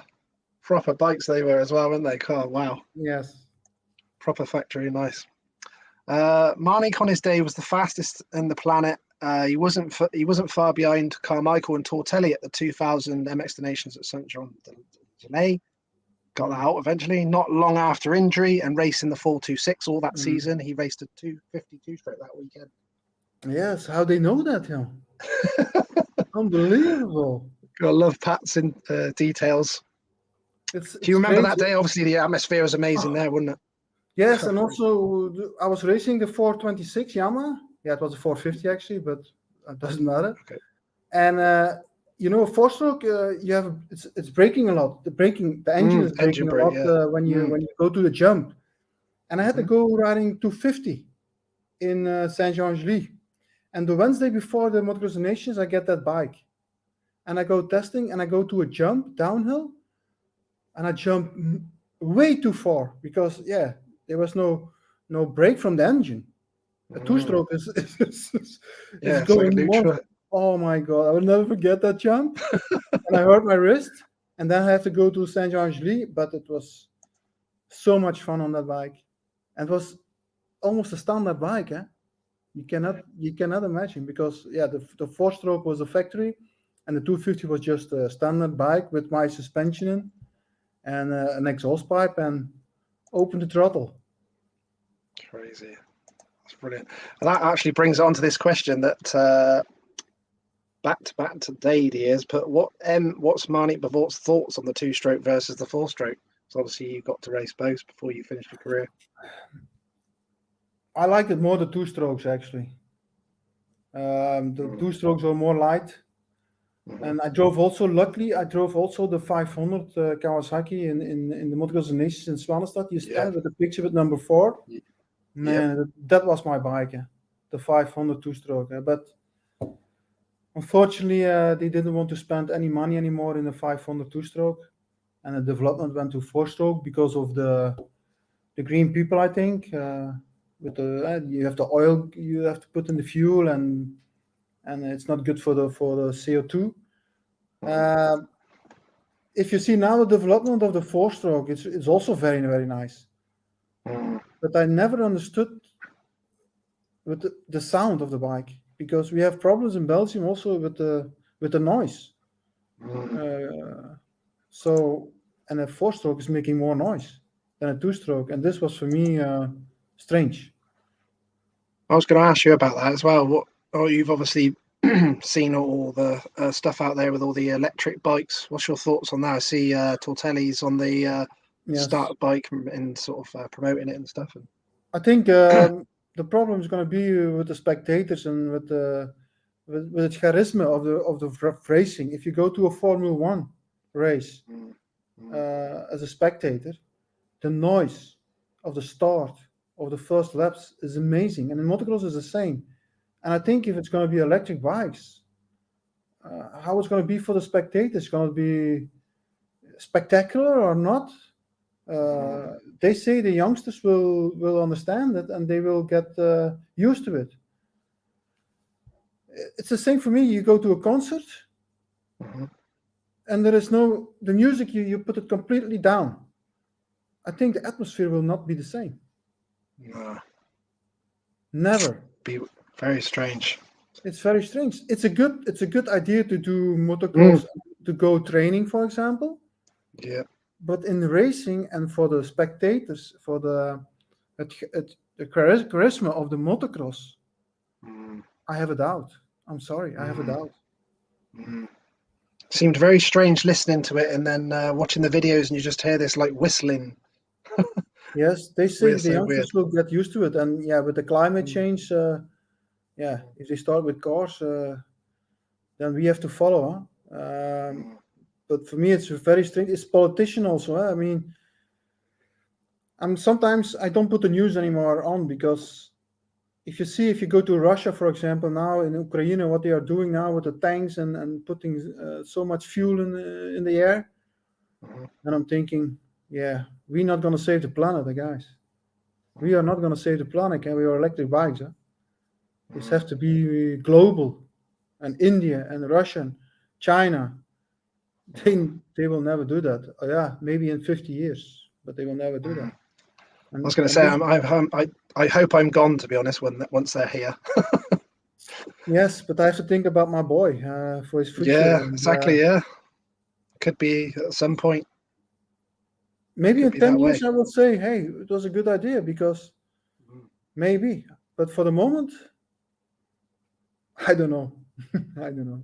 I know. It's like when I remember seeing the first 4-stroke, it was at Fox Hill, and I saw Perry Leask, who was a good rider in the UK, and he was riding a 4-stroke, and I was watching it with my brother doing that. What the hell is that? Like taking the mick out of it almost, and then obviously it all went that way. So could be the same sort of thing, maybe. Yeah, that's what I mean. Yeah, I think it'll go in the future. at some point for sure. For sure. Was there any other guys that you actually enjoyed racing with? Because I know obviously a lot of guys you would have to keep an eye on that might be a bit kamikaze, as it were. But was there guys that you actually enjoyed racing, that you sort of almost had a sixth sense of trust with each other? You could race each other hard, but you knew no one was going to take you out. Was there guys that you enjoyed racing with? I think it was Greg Albertijn, the South African. Yeah, yep. He was also a teammate of me before. Yep. And but I have to be careful, because he was the champion and I was coming close to him, but not close enough. So we not really battle to each other. So I have to be careful with that, because then you know exactly what's going on. Yeah. But I think if you really think about it, in a race, if you want to win, there's never a good battle on the end. Yeah, if you're winning, then you say it's a good battle. But if you lose, Yeah. it It's was not not so a good cool. battle. Yeah, definitely. For sure. Did you have many superstitions when you were racing? Did you have any certain things that you had to do, or Yes. did you? Yes. Weird On the ones? left side, I go on my bike on the left side. Yeah. Also, a T-shirt under my protection, Armor? Yeah. chest protection. An Yeah. old T-shirt, always the same. A new helmet. I never put a new helmet on. I took a new Oh, helmet and I put sand on it. A little bit scratches on ah, already. yeah. Yeah, things like that. It's funny when we think about it afterwards, isn't it? Yes. For sure. Did you have any? What were the sort of bigger injuries that you had? Was there any injuries that you feel held you back from achieving more at certain times when you had injuries that you were carrying? Or? I had not so big injuries actually. I twisted my ankles a few times, but I could still race, but not 100%. But when I stopped racing GPs, I was still doing 1 year in an amateur federation, and physically I was not in shape anymore. And then it's coming dangerous, huh? And then I had a knee problem, a crash, and my knee was completely fucked up, and that was my biggest injury actually. For the rest, nothing special. I had everything under control. Yeah. It's a hard game, isn't it? A very hard game, for sure. Yes. Over many years. Who were your biggest influences, would you say, in your career on you? Um, oh, Mm. actually, my father. I lost my father when I was coming. Uh, I was 23 years old, and he was my guy who was always supporting me. And Yeah. when he passed away, I was alone, and that's why I went also to Suzuki on that time because I had nobody anymore to support me. And I think if he was with me in my career, I was world champion for sure. Because he could be a pain in the ass, but he could give me some mentally support. I Mm. didn't have anybody on that way on that moment. I had to do it by my own. And Mm. if you lose your father, it's really hard. Mm. I mean, for yourself, because the people, it's 2 weeks they're thinking about it and it's gone. But Yeah. for me, it was very hard. Yeah. And then it was really hard that the people say also many times, yeah, he's mentally not strong enough, And I'm thinking, hey guys, I lost my father and this and that. Hey, a little bit easier on that. But the world is like that, Lee. Yeah. Yeah. Uh, it's you're a number, and Mm. you have to go for that goal and take it as possible. Must have been very hard of you. I lost my father a few years back, and I'm just 45 now, so it's sort of more near 40 when I lost him. Did Hmm. my whole racing with him as well. It must have been very hard at like you say, a younger age. You're a young man going into a very hard man's sport. Like you said, Hmm. these days, this day and age as well, with all the psychological people, they have coaches and things for this. Like back then, you had nothing. It was, No, you have to do it by yourself. Huh? I think yeah. if he was my coach, and that time there was nobody who was coaching. Stefan had his father also Mm, as a coach. yeah. Now, if you see now, everybody has a coach. But Mm, on that time, it was not like that because it was too ah, expensive. yeah. Um, so for sure, if I had somebody next to me, that was a different story for sure. Some more mental strength at times when you need it would have Yeah. been very good, wouldn't it? Sure. Who was your closest friends in around? I know, obviously, around the paddock, the pits. Did you have any close friendships? It must have been difficult. You were obviously a lot of rivalries and racing. But did you have any closer relationships with any riders other than some No, others, or not no? especially. No. But No. I had no problems with nobody. But Mhm. it's not. If you're racing, there is no place to have a friend, especially if you try to win and he is close to you. You change completely mentally. It's not possible. And Very cutthroat world. yes, and it's everywhere. Huh? It's in sport. It's Normal, general. yeah. It's the winner takes it all. Huh? So. Did you have any regrets in your career at all? Like any teams that you wish you hadn't have gone on, or anything like that? Anything like that at all? No Happy regrets. with everything. Yes, I think on that way I did a really good job because of I was maybe a too nice person, but I can walk in with Suzuki paddock or with Yamaha, with Kawasaki. I'm welcome That's everywhere, and That's nice, yeah. and that's because of how you say. I did 8 or 9 years Yamaha, 5 years Suzuki, and 5 years Kawasaki. So it means That's nice. Yeah, good relationships, respect, good and all that. relationship. Yeah, Yeah, this is that's the very positive nice, isn't it? thing. Yeah, that's very nice. Yeah, very nice. Did you enjoy Supercross at all? I know you always used to jump well. Did you ever like that at all? That part of the Yes, sport? yes, I like it very much, but it's so dangerous. Ooh. I saw Yeah. also from last week, oh, they go so fast. The bikes are so much better. Everything goes faster and faster. If we crashed in my time, I crashed, and they crash now. It's a lot faster. Huh? That's why the big injuries are coming. Huh? But yeah, it's amazing. Or I'm coming old. I don't know. That's possible Yeah, it also. always seems too fast now. But it goes so fast and so much technique those guys have. Yeah, it's not motocross anymore. When I was starting to race GPs or a little bit supercross, now it's a different sport. Huh? It's a completely different sport. Huh? It's very small margins on everything, isn't it? Yes, Lap everything. times, everything. Very Everything. tight. So Crazy. tight. Yes, crazy.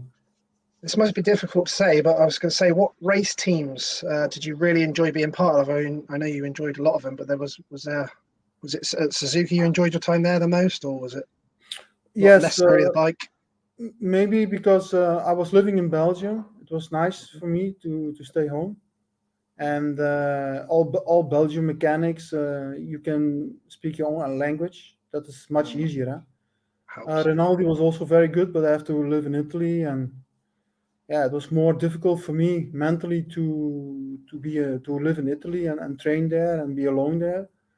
But actually, everywhere I had good times. I have no problems with Kawasaki, no problems with Yamaha, Suzuki. I had good times with all of those guys. Did you ever get an opportunity? Was there any ever offers from Honda at all? I know you didn't ride No. Honda, but No. On that time, Honda was didn't have that big budget anymore. They were almost gone. Huh? The 500 stopped with the two-stroke, and then the 250 stroke. It was like Honda Italy who was supporting Trampas Parker in that time. Yeah, I remember that. Yeah. Yeah, yeah, it was almost finished and never had a chance. Actually, I liked it a lot. The Hondas. It's Nice the time with Dave Torp, Malherbe, Geboers, and those guys. 5 factory Hondas in the 500 two-stroke. Unbelievable. Simon's actually just put, who was your favourite rider? Jean-Michel Bale. Yes, special. He's winning in Europe. He's winning the World Championship. He's winning the Supercross. He's winning the Nationals in USA. He's going to MotoGP. He's winning a GP there, and he's 7th in the World Championship.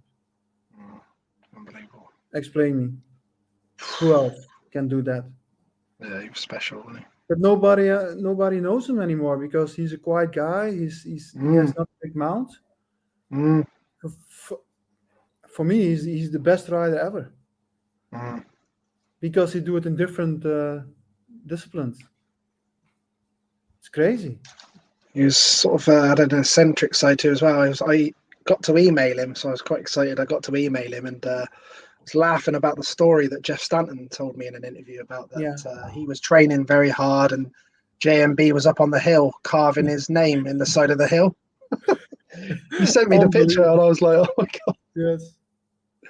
Must have been a mental game for Jeff Stanton to show that JMB Yeah, is just messing about all week, and then Yeah, but I remember also that all the Americans was against him. Huh?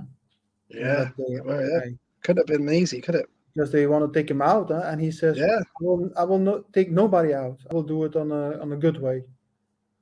It was crazy. smooth, wasn't he? Very smooth. Yeah.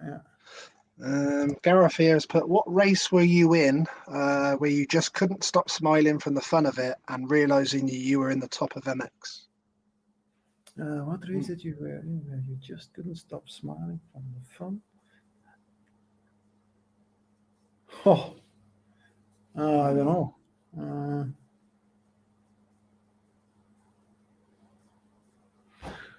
I think the first Grand Prix in Mill, because I had arm GP. pump all the time. I had the operation, and nobody knew, even the doctors knew if this was good or not. Mhm. And I immediately win the GP, and I felt like I was a new boy who was no arm prop and could go 100%. That must be a relief, big relief. Yes. Mm. I was riding with 80 stitches in my arm. 2 arms, Wow. 80, not 8, 80. And after Did the any of them race, come out? Did any of them after come out? the race Monday, a few came out. That's why I have big scars on my arm. Yeah. And because I had a small infection on it, but I wanted to do the race. I wanted to win that race. And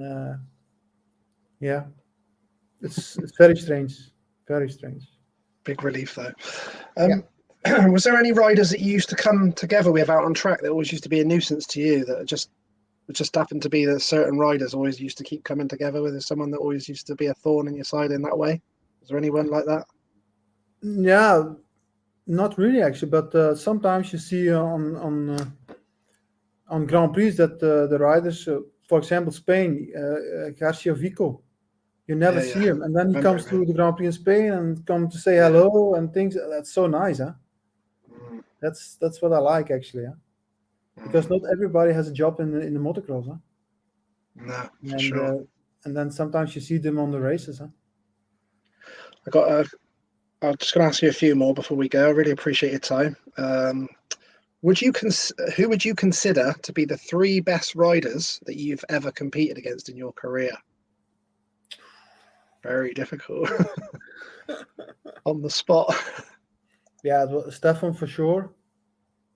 Tortelli.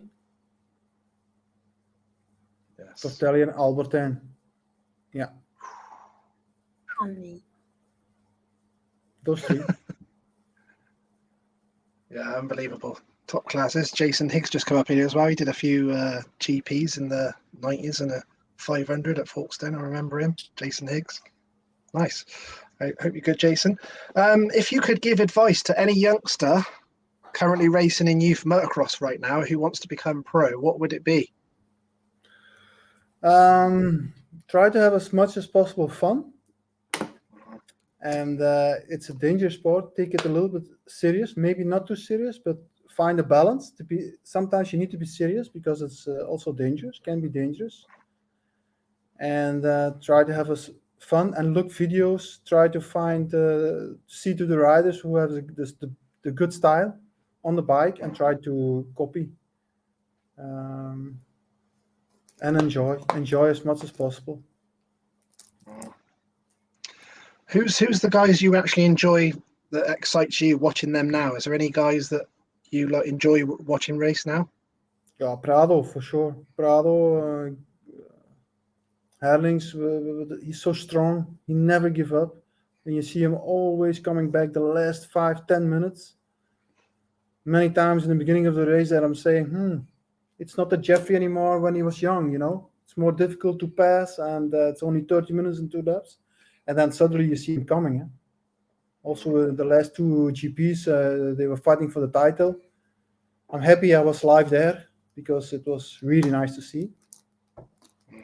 And guys, there's also a fighter. That's why it's so nice in MXGP now. Huh? They all fighters. Huh? They never give up. Huh? It was very good last year when I've not seen a oh, closest battle for that for a long time. Like, unbelievable. unbelievable.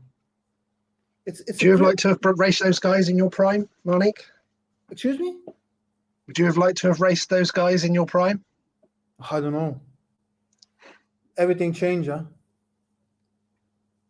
Bike changing, training is changing, everything, huh? So you cannot compare, never, I think.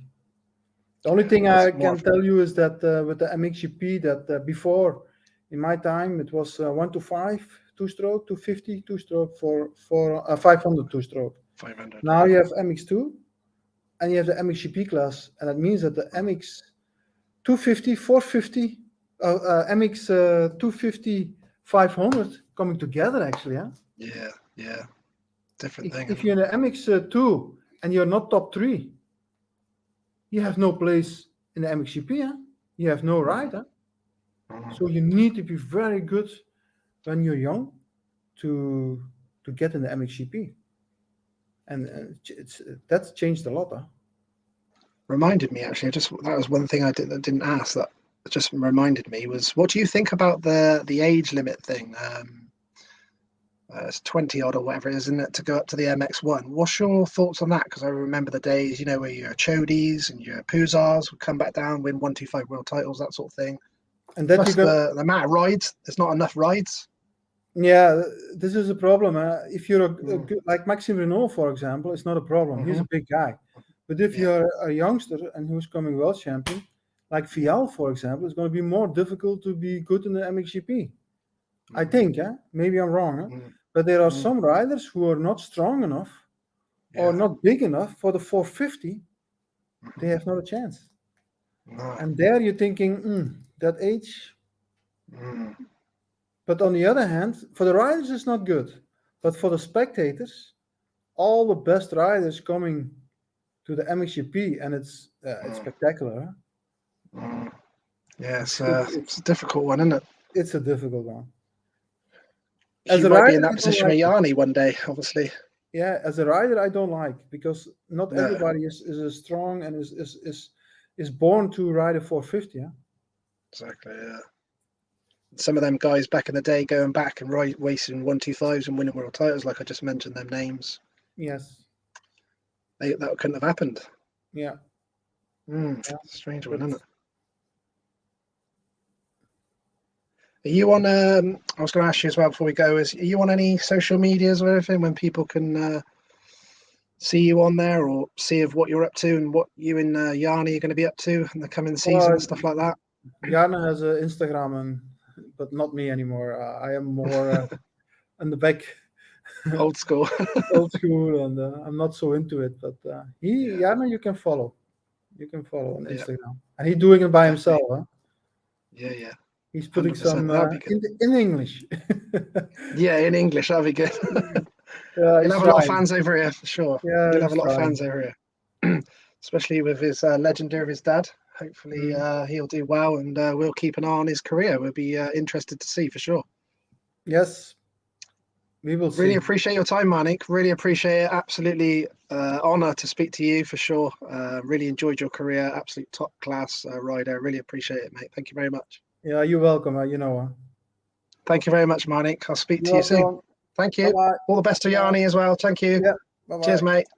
Cheers, mate. What a legend. Marnicq Bervoets, what a legend.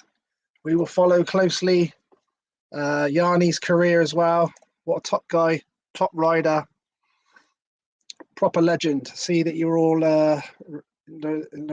great interview. Truly a motocross legend for sure. Top guy. Yep, he is 100% cool for sure. Yep, I'll get this interview out there. I'll share it all on the medias. Son of David here, true legend, top interview, Lee. Thank you, mate. Yeah, it was awesome. Top guy, well done, Lee. Yeah, awesome to get to speak to guys like Marnicq, proper heroes for myself, growing up in the 80s and 90s, watching them guys. Proper gladiators as well of the sport. Especially Marnicq was a proper gladiator, that's for sure. Yes, it was very good, Simon. Nice one. Yeah, it was a great one to be able to do. Great interview, very interesting. Learned quite a few things of Marnicq I didn't know as well, actually. Thought I knew quite a lot. Not quite as much as Pat, but well done, and thanks, Liam. Marnicq, an icon, underrated and definitely a Hall of Fame material. 100%, Pat. I agree with that. Hopefully Marnicq likes that. Absolute proper legend. I will get this out there, and like I said, we'll definitely follow Yanni's career with a lot of excitement as well. It looks like he's another top talent, and hopefully it'll be good to watch. 100%. I know a lot of you now are already going onto Instagram to check it out, but I'm already following Yanni. I'm sure. Pretty sure I'm following Yanni. Let me just double check. I'm sure I'm following Yanni. But there's a lot of talents out there now. I know we're all following Liam Everts, obviously, as well. There's a lot of top. Oh, I wasn't following Yanni on my motocross one, so I am now. Thanks, everyone, for coming on. Really appreciate everyone coming in with some great questions. Very still now. I've been doing some of the interviews now for probably a good year and a half. Well, it's actually approaching 2 years this March since the first lockdown, when I left all my football stuff behind to and just come and did hundreds and hundreds of BSMA written Q&As that just went on further and further. And even Marnicq just mentioned there that I've been chasing him for quite a while to do a live one. But even just having some of these guys' numbers and contacts and that, to me, is still a proper fanboy, as you would call it. But that'll never change, for sure. Still have to pinch yourself doing that, my God. Messaging Marnicq Bervoets, all these legends. Yes, 100%. He was a great guy. Really nice to talk to. Very friendly. Very down to earth. Looks like Yanni's going to have all the support from Marnicq now as well. Now he's finished his team managing with Yamaha. So we'll definitely have to keep an eye on his career and see how that pans out. Should be very interesting. It looks like he's on the team with Dirk as well, so that'll be very interesting. Those guys certainly know how to build and tune bikes, that's for sure. My man's just come on, Mr. Winslet. Thank you very much, Adam, for all your help that we give me on StreamYard. We did a little private one the other day, and so I was going to do a Speedway one with British legend Chris Harris that hopefully I'll do next week now. And he's been showing me how to get some videos that we can put up and stuff like that to show some videos. So hopefully we'll get to do that next week with Chris Bomber Harris. It'd be cool.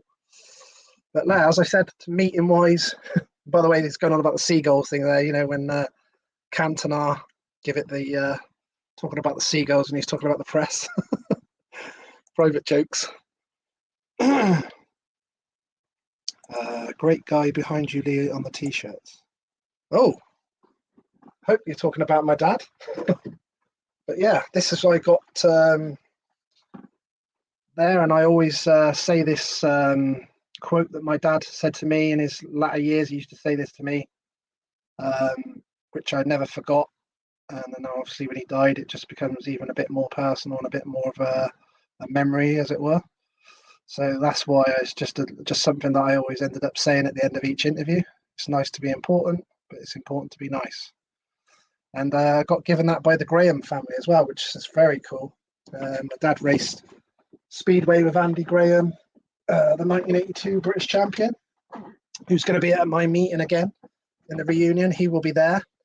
And his lovely wife, Jill Graham. They come to the first reunion in September, and Andy rode. And Andy obviously was a top-class spear rider, was a British champion, and won multiple leagues with Oxford and things like that in the 90s. So yeah, it's just amazing to get them sort of people to come and support the meeting and have a ride round as well. And Andy's obviously in his 60s now, and he went out and had a ride round. It's just very cool in general.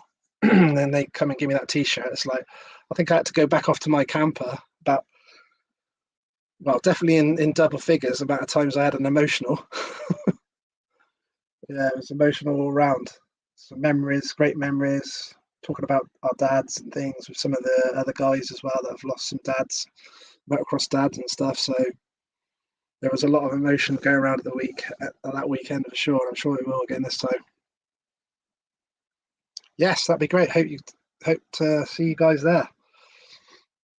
So it's quite central this time, so we're hoping a few more can make it, even if it's to come and watch if you're not racing. With Cullum, sort of a bit more central. Hopefully that'll help with people some travelling, things like that as well. Especially maybe from the guys from Swindon and my area. They'll come and make the trip. I think my brother mentioned last night that a lot of his football guys come in to watch him ride, and some school friends and things like that. So that's really good. So hopefully we'll get plenty of people there to watch as well. We're going to have all the best we can have with catering. Come on earlier. He mentioned about the pancake pod that come on earlier at the start of the interview. Was cool. Got a burger van. I think there's a pasta van.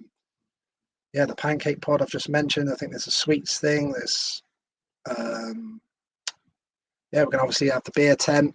They did tell us as well that the prices of the drinks is very cheap as well. So very good. I think you'll all be impressed with that. I'm waiting for the boys to pay the entry. Yeah, definitely. So yeah, like I said, it's a cheap weekend to come.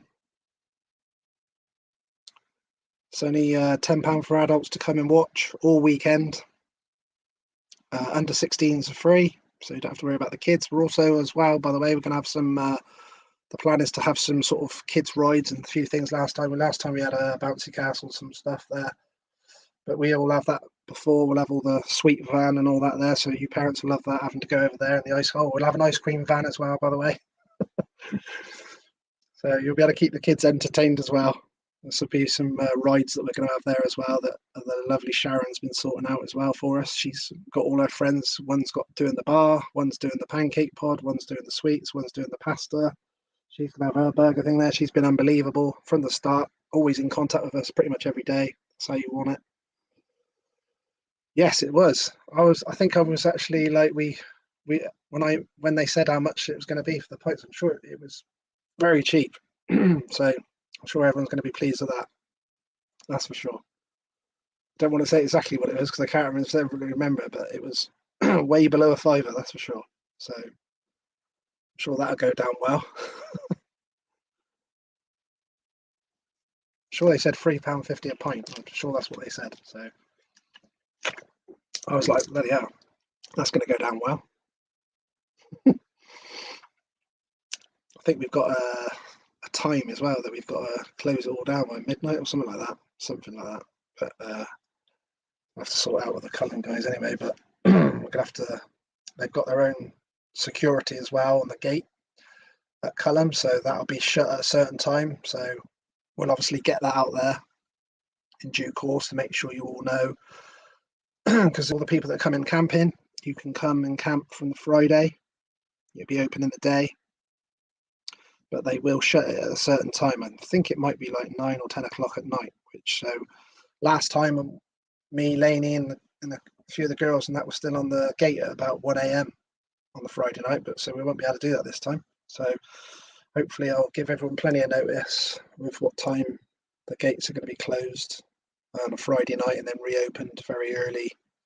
So I'm sure it was 6:30 a.m. or something like that on Saturday morning. Because obviously the more we can get signing on Friday. A lot of the people try and come down on the Friday. Either they don't work on the Friday or come down earlier after work or whatever a lot of them were doing. Yeah, we'll give you plenty of notice on all the times and everything and when the gates are going to be open and closed and things like that anyway, so not a problem.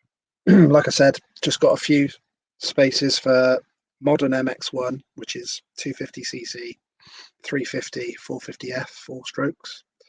Then we got some spots left in the modern MX2, which is 125cc, 2 strokes, 150, 2 strokes, and 250F, 4 strokes. So there's not many spots left now. I know it's 360 because I counted them before I come on. It's 360 booked in, which is unbelievable. It's definitely bigger and better than the first one, which we obviously tried to do. We've upped the ante with everything.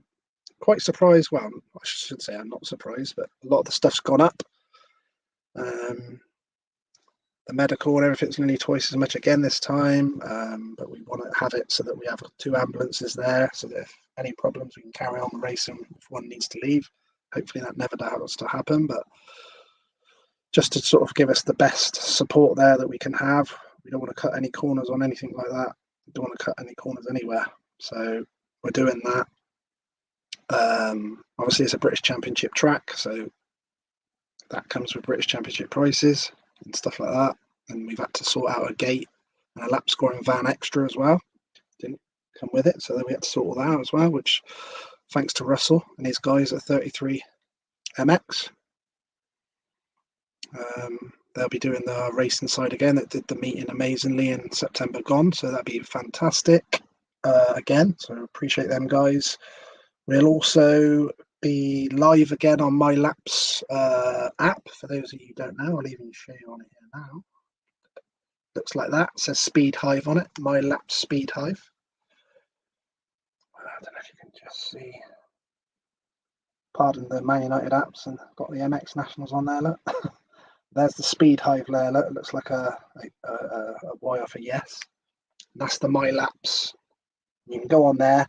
You can even go in there and see our meeting from September, both days, Saturday and Sunday. So we will be live all around the world on that, live on My Laps. So we will have that there. There you go. You can see at the top of there, look.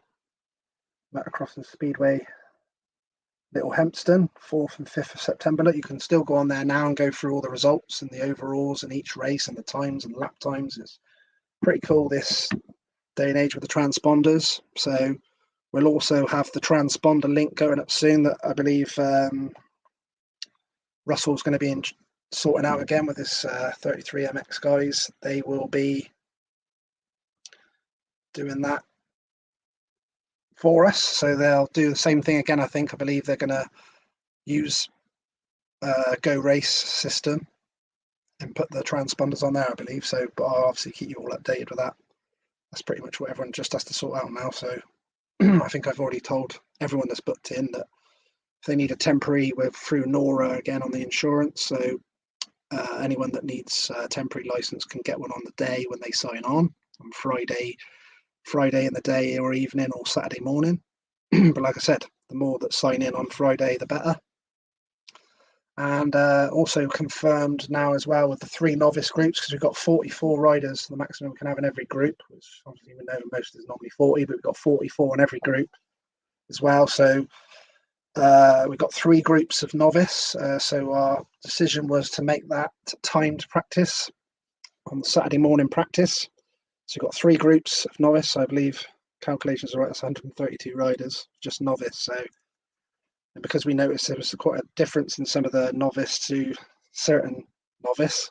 A lot of you call it, what do you call it? Sandbagging. I think that I've heard the word, or whatever you want to call it. But anyway, so we've got 3 groups of novice, and we're going to be timed practice. So I think we're going to be like, all the practice will be 1 lap of yellow flags, wave in from the marshals, basically sighting lap, as it were.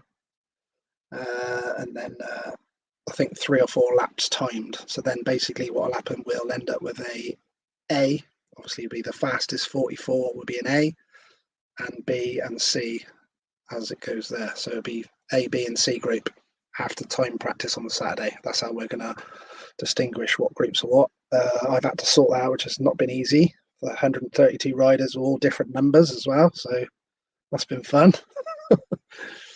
But hopefully I've got that right as well, which I'll keep double checking that as we go. But yeah, so I think basically the plan is to go on Go Race. You basically say you're in the vets, you go onto vets group, click on there, say you put your name and your race number that you've got that I've given you, and then you sort out your transponder. You can hire a transponder online, or you can register, or you got to register your own one. So I asked everyone in general on that, just so that we had numbers that I could give Russell rough numbers on what the hiring sort of numbers are looking like.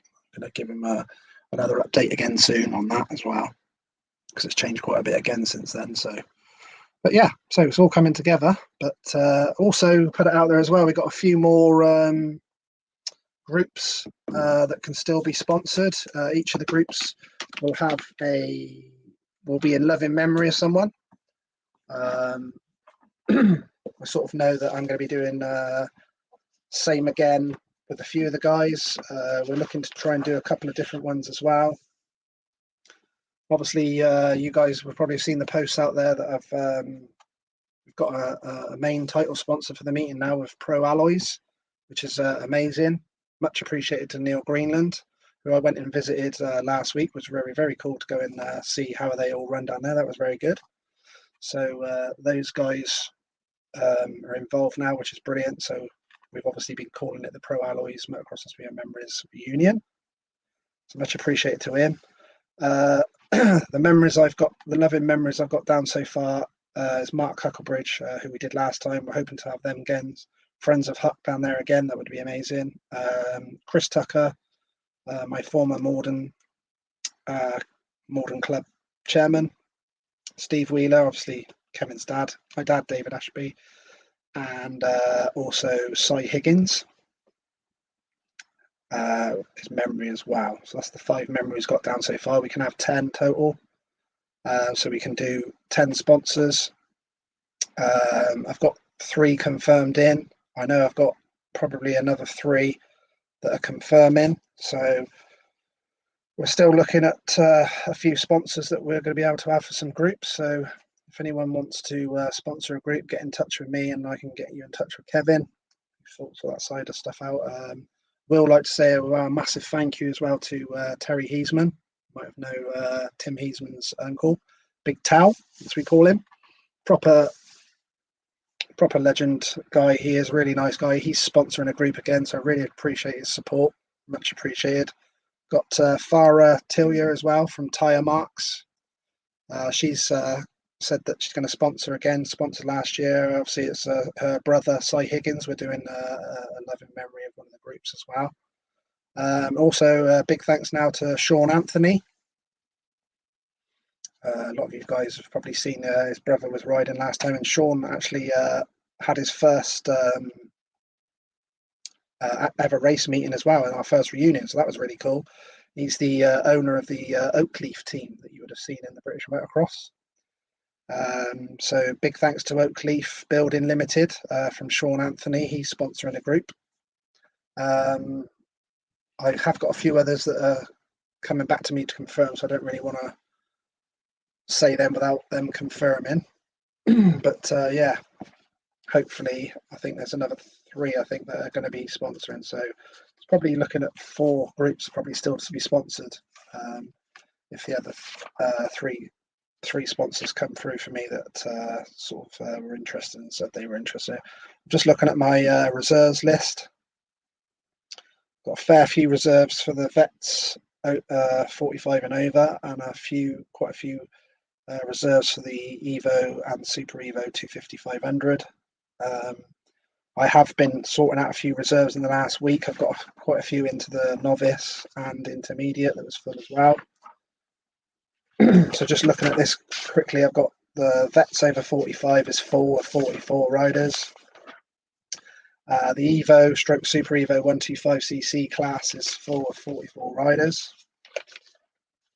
I've got the novice 1, 2 and 3 as we're calling it at the minute until we do the timed groups, and then it'll be an A, B and C. So we've got 3 of those groups full of 44. Then I've got the Evo, Super Evo 250 500cc, that's full of 44 riders. And then we've got intermediate class, which is on any bike as well, same as the vets over 45 and over, that's any bike. Intermediate's the same, it's on any bike. We've got 44, that's full up. Got a couple of reserves in. We've got 21 riders in the MX1 modern at the moment, which I said earlier is 250cc, 350, 450F. So you can message me to get involved in that before that fills out. And then the MX2, I've got 30 riders in, which is the modern MX2, 125cc, 150cc, 250 4 strokes, 250Fs. So yeah, so it's all coming together. So literally just the modern MX2 and MX1 with a few spots. If people want to get in touch with me. The Legends, I've got 18 riders in the Legends now from the MX and Speedway. Motocross guys, Craig Prattley, Ricky Priest, Jeff Perrett, Paul Cooper, Stephen Holmes, BSMA legend, obviously, Dean Batchelor, Steve Linton, Glenn Phillips, Cole Belfield, who did Speedway and the BSMA, Anthony Tanner, and added Benji Cockerell in there today, who's going to be doing all our DJing again, old school, giving it the old school 90s tunes. In the beer tent, he's going to have a little ride round in the Legends as well. Speedway guys, we've got Andy Graham, Peter Boast, Alan Rossiter, Chris Louis, Robbie Kessler, Paul Lee.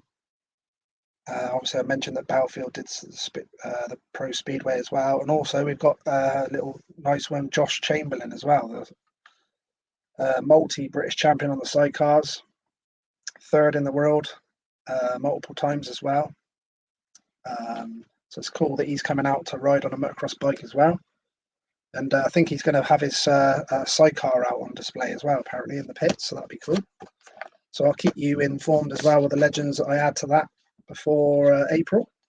Anyone that didn't know, it's 9th and 10th of April at Cullum. And yeah, it's coming together nicely. Just a few more sponsors to sort for groups. An MX1 modern, an MX2 modern. So I will stop talking huff and puff. Thanks for everyone coming on. Yeah. Come on in, Big Juicy. Come on in. Come on in, Ronnie. Everyone's seen the lizard lick towing. Been catching up with that again on YouTube lately since me and Adam have been talking about lizard lick towing. Big Juicy, Ronnie and Bobby and Amy. Oh, love it. 100%. That's good news about the beer. Bring on the old Vale of the White Horse. Yes.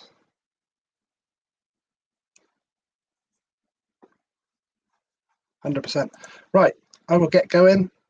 I think we've already said it, but so anyway, it's nice to be important, but it's important to be nice. Got a nice little cheeky figure of Dad in the back of here as well. Look. Swindon Robbins, 72 to 78. I think he rode 79 as well, but it might not be technically right. Secret Assassin at reserve for the Robins. We know how important the reserves are at 6 and 7 for Speedway. Number 2 used to be quite a bit as well with Martin at number 1, Dad at number 2. I will speak to you all soon. Keep you all up in things. Like I said, you can message me for any numbers on the bike. Race spec replica. It's a 1996 125cc 2-stroke Honda. There's only going to be 200 numbers in it maximum with a live draw. So you can get hold of me if you want to get involved in this. So like I said, maximum of 200. There's a few pictures there for you. And then just play this before we check out. Got my website. You can check out online my Instagram. Exactly what the name is on Instagram. It's MX and AND Speedway Memories. The website's www.mxspeedwaymemories.co.uk. Check that out. Normally it's a countdown to the next live interview and things like that. So I had the countdown on, the clock was on, and there's some photos on there and lots of stuff on there that you can check out on there. We've got on Instagram, I'm Ashby Robbins, my own personal one as well. We're on Twitter as well. I've got the Motocross and Speedway one is MX AND and Speedway on Twitter, and I'm on there as Ashby Robbins as well. And then on Facebook, we got the Facebook page. I'll show you. That's the Facebook page. That's the Facebook page one.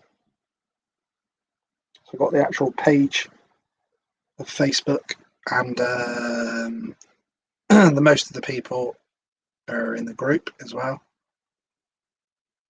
So you've got the group there, look, with our new title sponsor, the Memories Pro Alloys there. So if you guys would get into that as those groups and on the pages, it'd be much appreciated. And yeah, speak to you all soon. Thank you for all the people that joined us tonight. And awesome to speak to such a legend himself, Marnicq Bervoets. Never thought I'd get to speak to guys like that. Never gets old for me. Very cool. I'll get this shared out there everywhere. You can share the post when I put it out as well. It'll be as soon as I come off of here, I'll download it and it goes straight onto my YouTube channel as well. So that was another one I didn't just mention. You can go onto my YouTube channel. It's got all my interviews, all the old ones I used to do on Skype before I did live ones, you know, like in Graham Noyce's front room with him, things like that. Until my man Adam Winslet sorted me out on StreamYard. And you can check out that. You can probably see my there's me. There's 172 videos now on my YouTube channel. So if you've got any downtime and you want to check out some old school interviewed, loads on there now. So many legends of Speedway and Motocross, plus some BSMA ones as well. All sorts on there. Check it out. See you all soon then. Ciao. Take it easy. Thanks for coming on. Cheers.